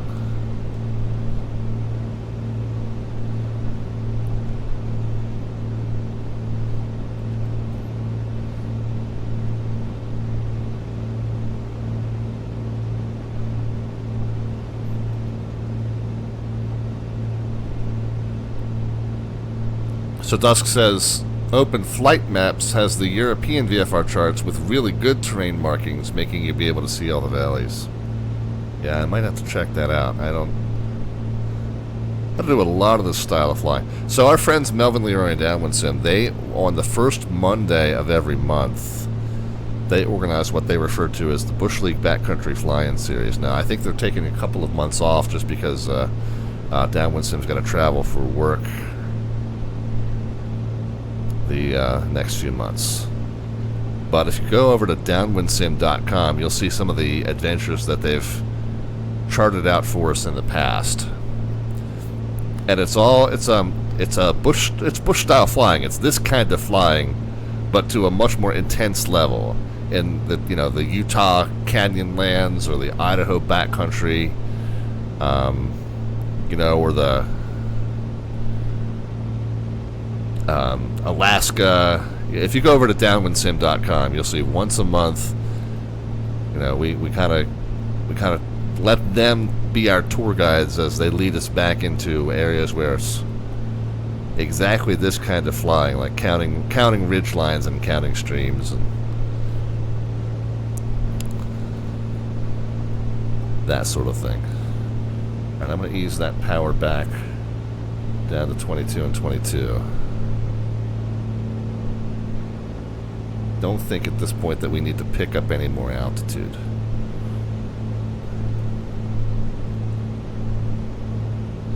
Yeah, we're at 5,400, and if we pass right over this peak, that appears to be the 5,100 foot peak, and we're tracking at about a 045, we should be kind of pointed right toward it. You know, out to our east almost.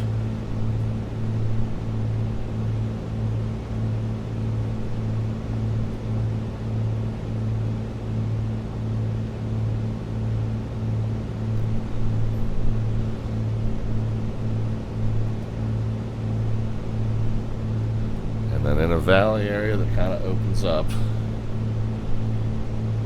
And yeah, I think that's our field right there. Alright, and I'm going to enter just a right base for it.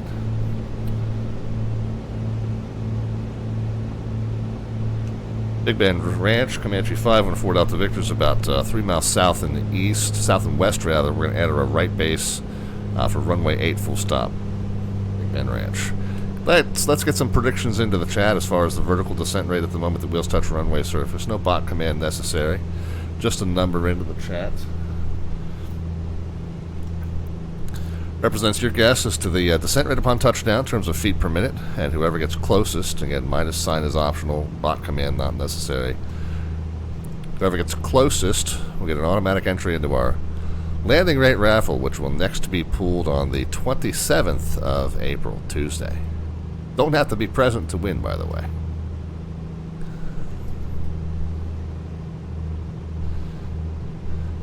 Big Bend traffic, Comanche 514 Delta Victor is now entering that right base to runway 8 full stop. Big Bend.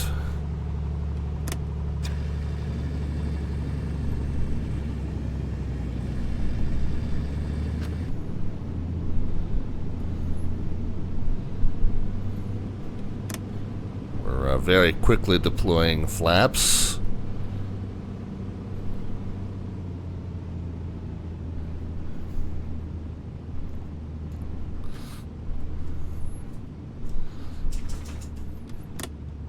Big Bend traffic, Comanche 514 Delta Victor, right base to final, runway 8, full stop, Big Bend. So yeah, very much a non-standard pattern entry there.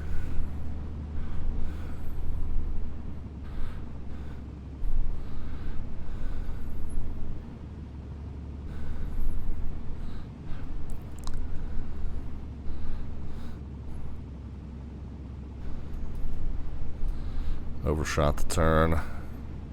House the crosswind.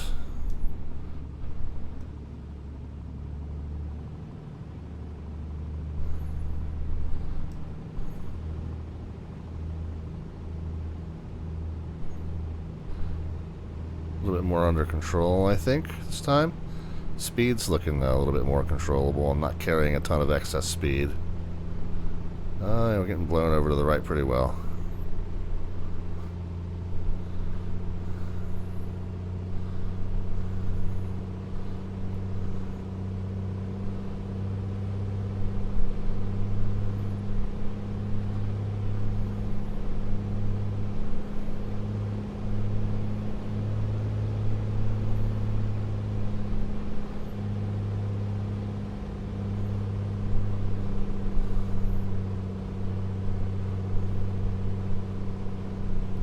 Keep over flaring. I'm in the ground effect and just floating.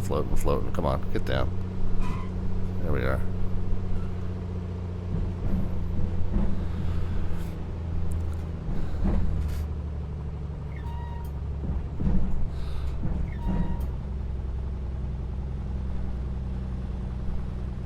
Never got the fuel pump on. We'll turn it on now.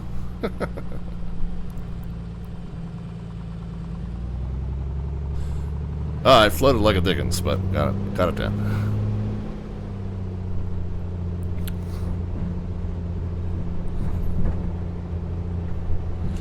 Big Bend traffic, Comanche 514 Delta Victor down and back taxiing runway 8, Big Bend.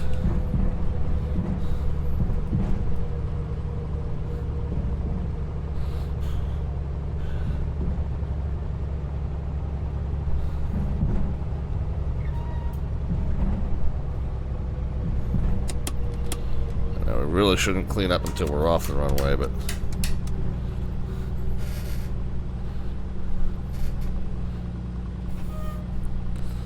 alright, well, we found it. The navigation worked out pretty okay, I think. More or less did as intended.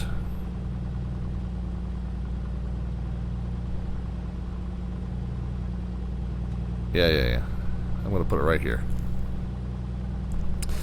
We got one more stop to go yet, so I'm just going to put it right here. RPM's down to 1,000. Lean the mix out right until it starts to drop. Okay. Alright, how'd we do, friends? A little bit of a skim and skip. I like I said, I floated it like a devil. I kind of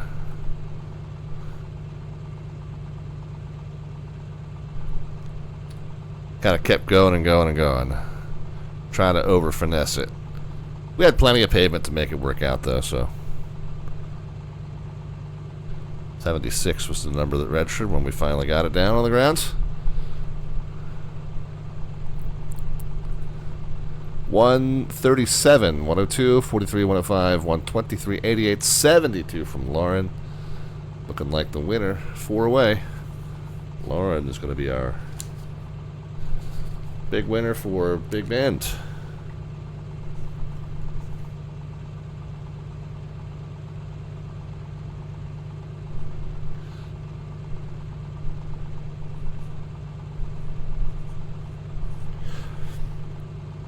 Three Tango Niner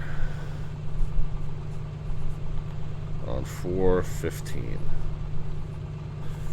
Alright, let's make one more stop. Again, we're kind of working ahead. Presidio was going to be the last one of the evening, but I figured we'll pick up a couple extra ones to get a head start on our next episode. The next episode was supposed to be a 9-hopper, even though the distance was fairly short.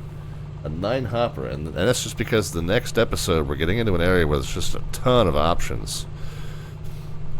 So I think we're kind of hitting a bunch of these, but if we can knock these first two out, Big Bend Ranch and Laitas, that's where we're going to end up for this evening. And it's a right pattern to runway 25, but I do think we're going to be landing eastbound. Yeah, 070 at Niner. So we're probably just going to, again, not ideal from a procedural compliance standpoint, but I think we're coming straight in off the river. Yeah, we're starting to get into the parts, as Lauren says, that have a slightly higher human to cow ratio. Yeah, exactly. Exactly, okay.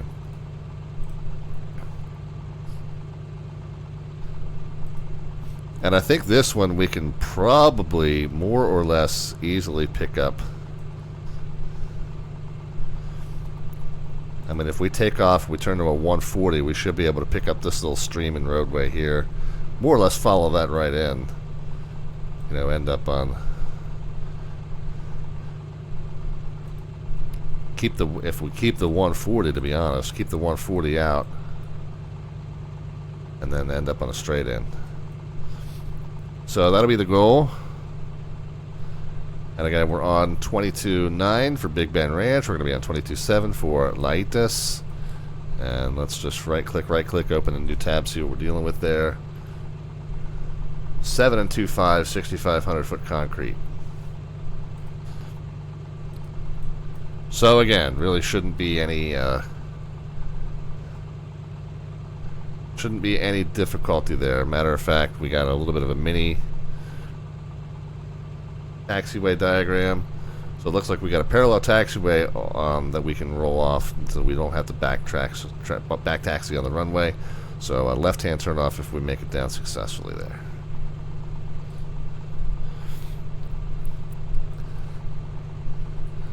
Alright, once more into the breach.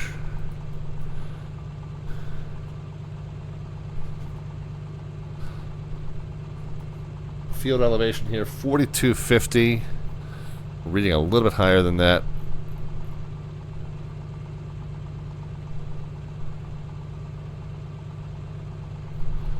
Parked at a 064. Wind it back a couple of degrees. Runway 8 for departure.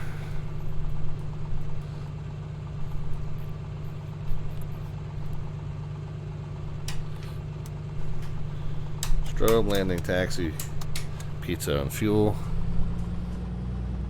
Big Bend traffic, Comanche 514 Delta Victor's departing runway 8. Going to be a right-hand turnout southbound VFR, Big Bend Ranch.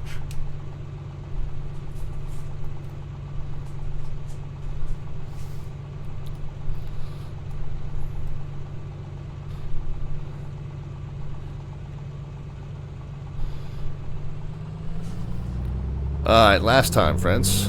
Takeoff power coming at you.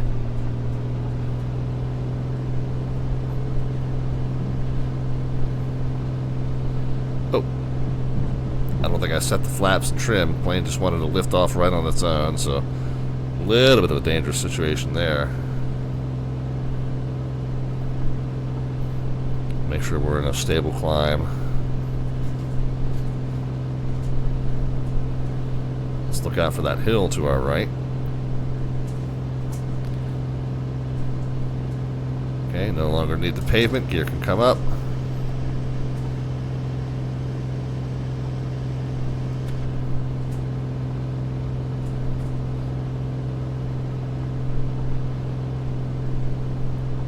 Flaps are indeed up. Trim was not reset prior to that departure, so the nose really just wanted to come up on its own. Well, we got it sorted out.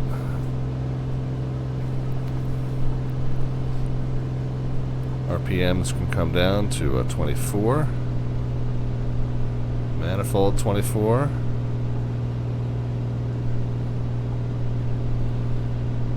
Pitch to 105 airspeed.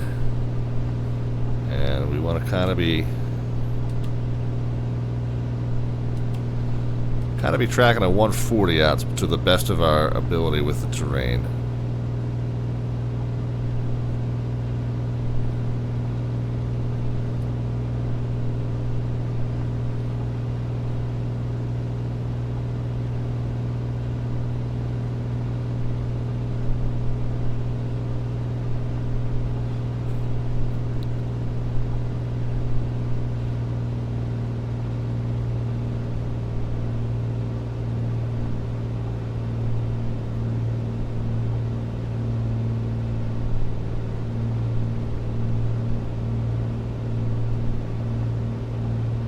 I typically don't look at this engine monitor much, but I do notice that my number 5 cylinder's been running hot last few times. So you'll notice I've reduced from 24 to 24 and 24. I've reduced to 23 and 23, and I'm running a little bit richer mix. Okay, now that warning went away. But the number 5 and number 6 have been running a little hot, so I'm trying to kind of keep half an eye on them.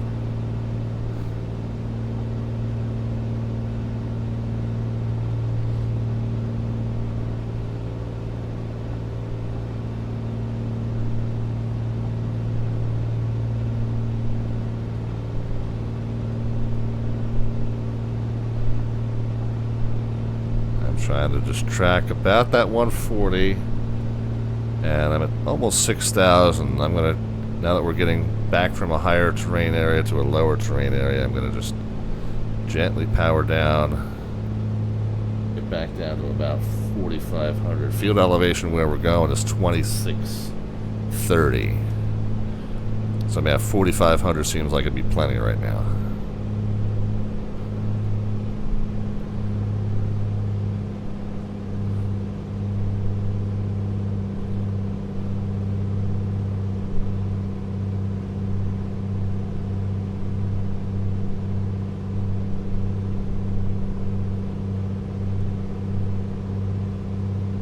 We'll get a gentle descent going.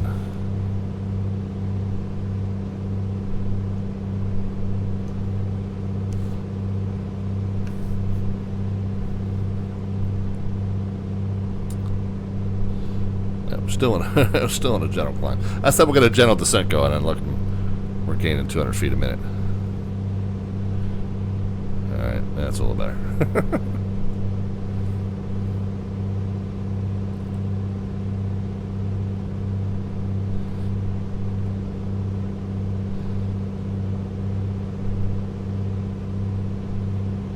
Total distance on this trip, 20 miles for this last leg.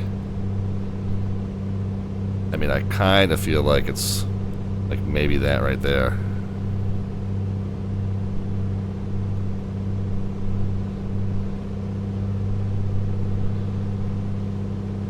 Maybe that there, somewhere in this vicinity.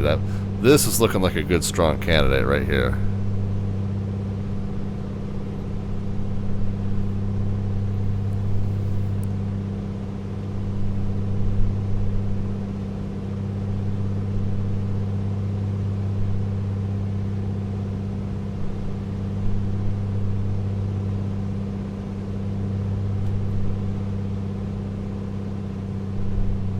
Power back another little notch here.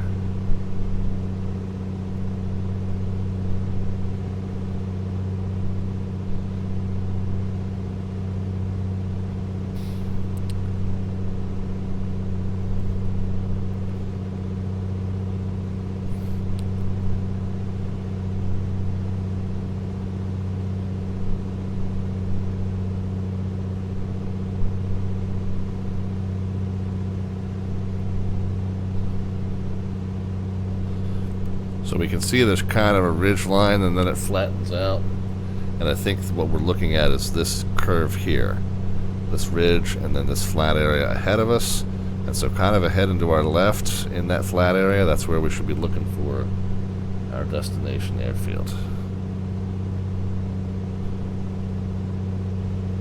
So if not right there, then just up from there. B-dubs! What's going on, Brett? Thank you so kindly for the raid, my friend. Everybody coming over from B-dubs. We got one more little trip to make here. We're just about to wrap up, but we got one more trip to make. We've been kind of going down the Rio Grande with this series that we call River Run within our stream.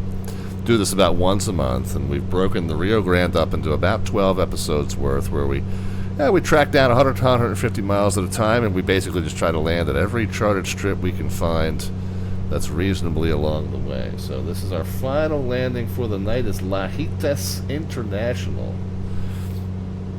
in extreme southwestern Texas, at the Mexico border, right over to our right, just on the other side of the river.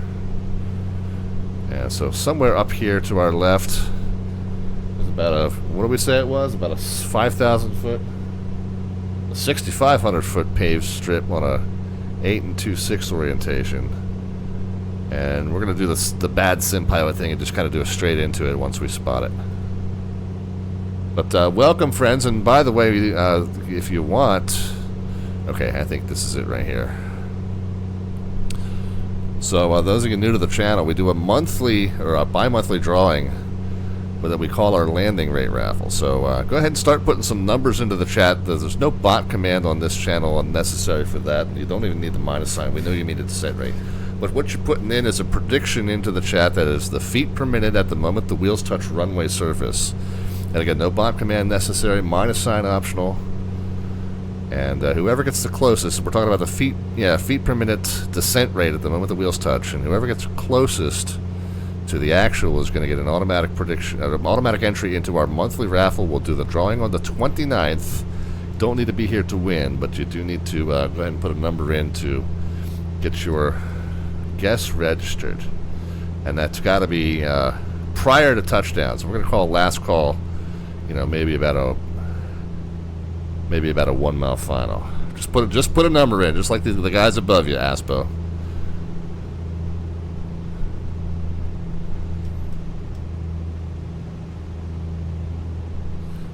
We're going to start getting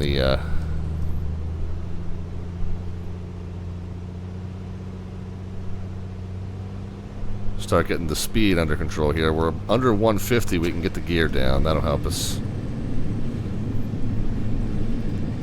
Am I on the right seat, Taff? It's 1 and 22.7. Lajitas traffic, Comanche 514 Delta Victor's on about a 2 mile final, runway 8 for the full stop, Lajitas.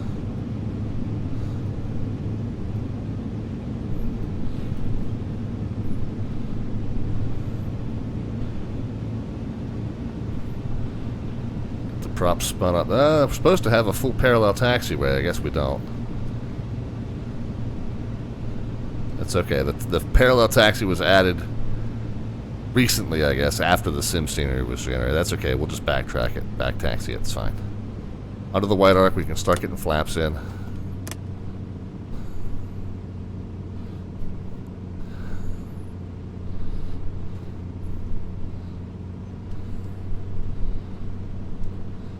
Yeah, Asbo, and I just eyeball it. I'll show you the actual after we get parked. I'll show you what the actual was.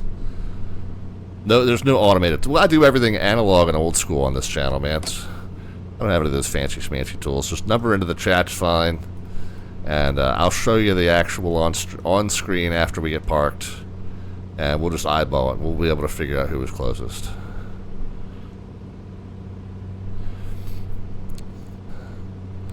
Laida traffic, Comanche 514 Delta Victor, now short final, runway 8 for the full stop, Laida.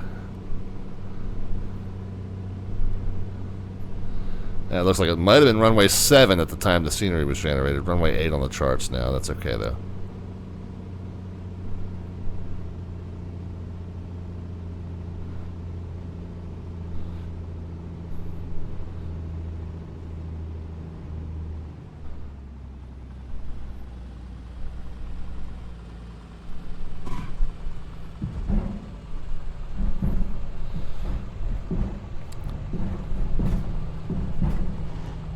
Nice calm winds on that one. I was able to finesse it a little bit. Make it look good for the B-dubs people. Believe me, that was the best one all night. They didn't all look like that.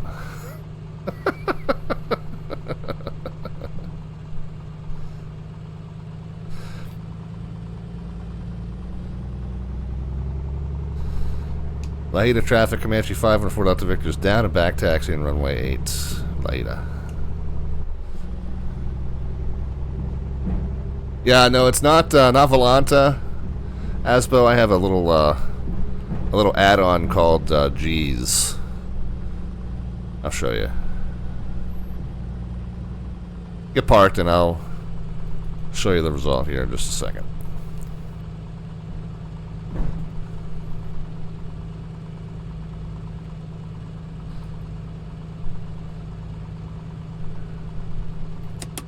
Flap stud, strobe, landing lights, pitot heat, and fuel pump off.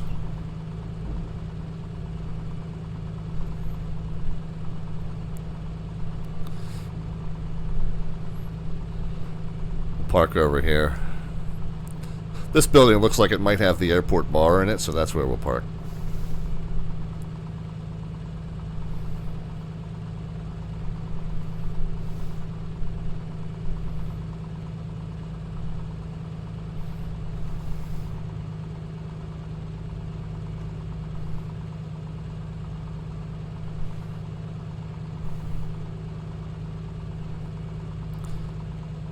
We'll see how well I did. Probably not very well, but there we are.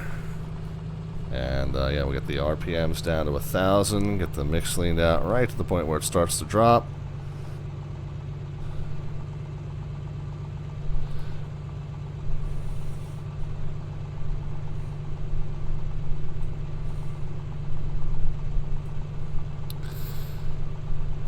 Yeah, of course, you got to disregard the G's because the external flight model that A2A uses corrupts that value. Straight 9-knot headwind on that one, no bounces, and 60 was the winning number, 60. So let's see how you guys did. We had guesses of 113, 102, 56 from Pete the Guy. That's our leader right now. 84, 79, 124, 90, 115, 88, 130, 43. Is Pete the Guy 4 away at 56? Is that our winner? Anybody closer than 56? Winning range 56 to 64, right? Only one guy in that range is Pete. We got one guy in that range, and it's Pete the Guy. Pete the Guy is the guy. Right? Anybody see anybody closer? Alright, Pete the Guy, you're the guy.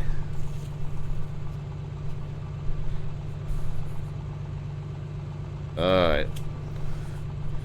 You're now entered the drawings April 29th. You don't have to be here to win. Yeah, exactly. And, where are we? We are at Tango 8 Niner on 415. Don't have to be here to win. I'll shoot you a message via Twitch Whispers if you happen to be our raffle winner on the 29th of April. I'll tell you more about the raffles and the prizes in just a moment. First of all, I do want to say a little bit more of a proper thank you, BW Flight Simulation. Hey, man, thank you so much for the raid. Appreciate it. Hope you all had a good stream tonight.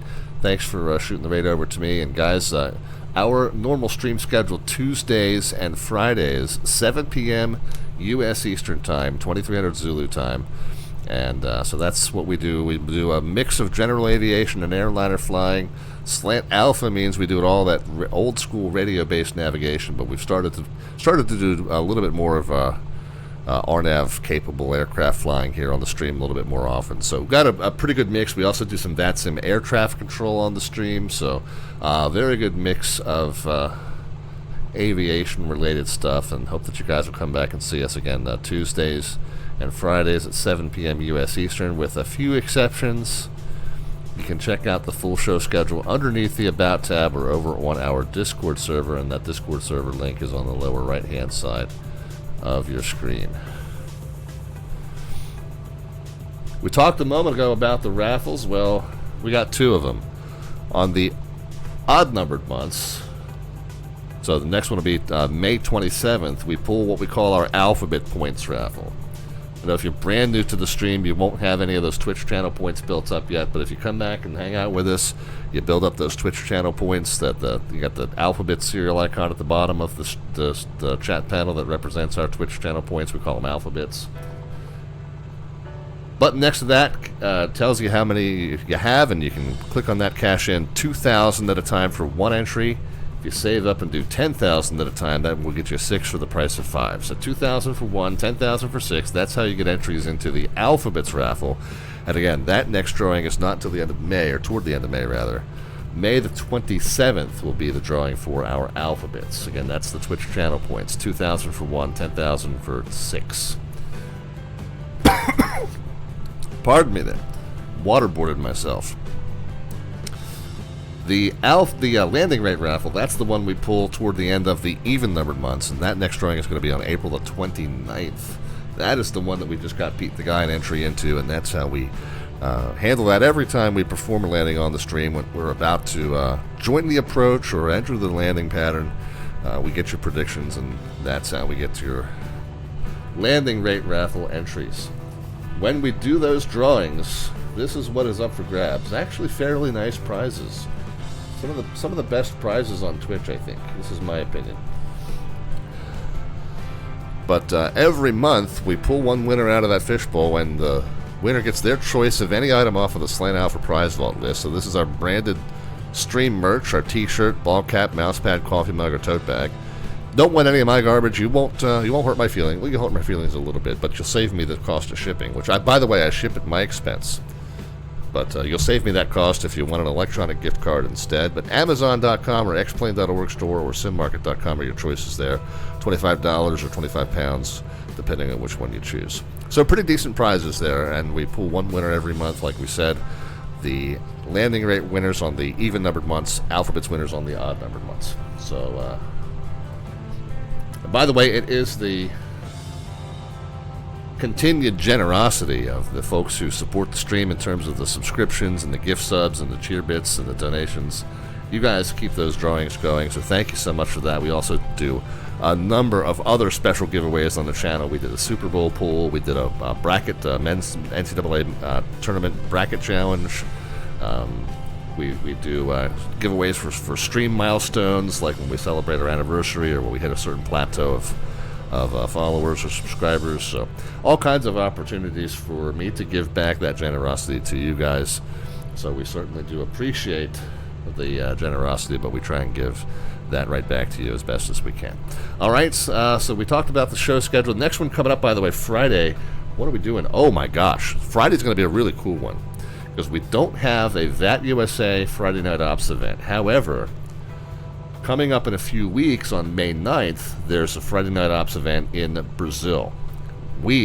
I am going to miss that one. However, this coming Friday, there's a regular VATSUR or VAT Brazil Division event, and we're going to join in on that. So we'll load up the PNDG 737, and we'll fly between Sao Paulo and Rio to the major airports down there in Brazil. Yeah, we'll have to trade out the vodka Red Bull for some Cacha Guarana. Yeah, we'll come up with something appropriate, Lauren. That's a good call. I'll probably plan ahead and do something like that. That'll be fun. We'll make that a feature of that Friday stream. So yeah, we'll do some airliner flying in an unfamiliar land, and we'll see how that goes. Again, going to miss the Friday Night Ops event down there, but with there's no FNO this week, we'll sneak in on their event this coming Friday, and we'll get maybe a light version of it. It might be better for us traffic-wise since we'll be so out of our element. But that'll be Friday's stream again, 7 p.m. U.S. Eastern Time, 2300 Zulu Time on Friday. That'll be the next one. You've seen the Discord server link flash across the bottom right of the screen. That's where you can see the full show schedule or join our community and say hi if you were trying to catch my attention and chat at me while I had my hands full with the plane. Don't take that personally, but you can always interact with us over on the Discord server. The YouTube link's on the lower left-hand side where we archive most of our old flight broadcasts. And we also have a tutorial series over there, VATSIM tutorial playlist.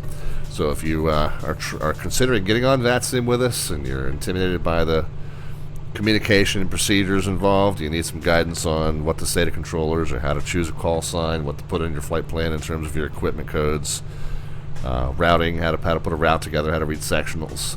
We got some information over there on that playlist called VATSIM Tutorials right there on our YouTube, and the link to that is on our lower left-hand side of your screen, or at least it will be when the Expo link goes away. Flight Sim Expo, by the way, coming up just over 2 months from now, 27th, 28th, and 29th of June, up in Providence, Rhode Island. It will be my 6th time attending. I am also one of the speakers on Saturday. That will be my 3rd time presenting, doing a seminar on VATSIM myth debunking. We're going to try and get rid of some of the myths that people hold and the apprehension that people hold about joining the VATSIM network. So that'll be one of the sessions of the many presentations that happen over the course of that weekend. Friday, you got a cavalcade of brand new product releases, product unveilings, new product releases. Then Saturday and Sunday, just a litany of different presentations, panel discussions, and other kinds of seminars and informational activities, and also just the most massive trade show you could think of in terms of vendors that are there to sell you hardware and software products for flight simulation. Just a massive opportunity to walk around and shop. Plus, we'll have a whole bunch of folks from VATSIM providing live air traffic control services right there from the show floor, myself included. So it's just a fun time, and of course, the better part of the event than everything I just mentioned is the social opportunity, man. That the opportunity to meet all of these friends that we make over the VATSIM network or over the Twitch live streaming community. A lot of your favorite streamers are going to be there, plus me, all your favorite streamers and me will be there, and an opportunity to kind of meet them and hang out and see them face to face rather than over these little tiny webcams here. Fantastic event. Again, June 27, 28, and 29, Providence, Rhode Island. FlightSimExpo.com is your place to go to get more information on that. Time is running out, though. Event is just over 2 months away, so hopefully you'll be able to join us. If you're not able to join in person, there are some online attendance options as well that at least gets you access to those seminars and presentations, so do check that out if you're not able to make it out there. All right, that'll wrap it up. Let's see who we're going to... I'll tell you what. Well, is Melvin Leroy, is he still in the air? I can't imagine. He's got to be... Oh, he is. He's still flying.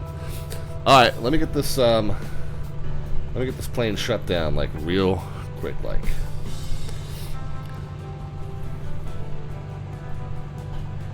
Real quick, like. Let's go radio off, transponder off, radio off, avionics off. We'll skip the live mag check. We'll go ahead and pull the throttle down and mix magnetos.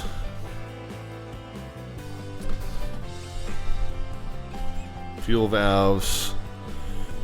And nav and beacon lights and battery switch.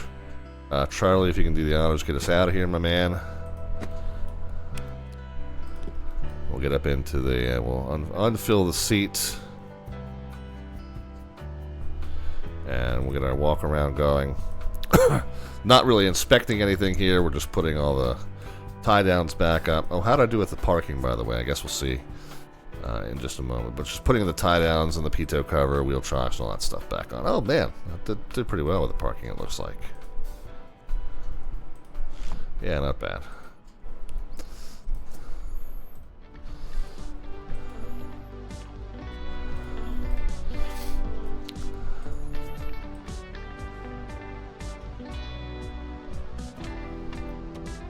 I get all that stuff out, close that up.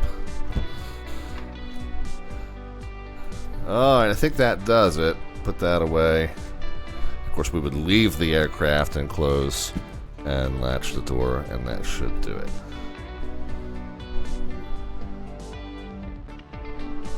Alright, riding off into the sunsets. Thanks again for riding with us, and Stu, thanks again for flying with us on our river run. We talked about what's coming up next on the show. Friday, 7 p.m. U.S. Eastern Time down in Brazil. Join us for that, PMDD 737. And other than that, I'm going to go ahead and turn it over to our very good friend Melvin Leroy, guys. So we'll talk to you Friday. Have a great rest of your week. In the meantime, may be happy, healthy, and safe in all of your travels and adventures between now and then. Take care, friends. Good night.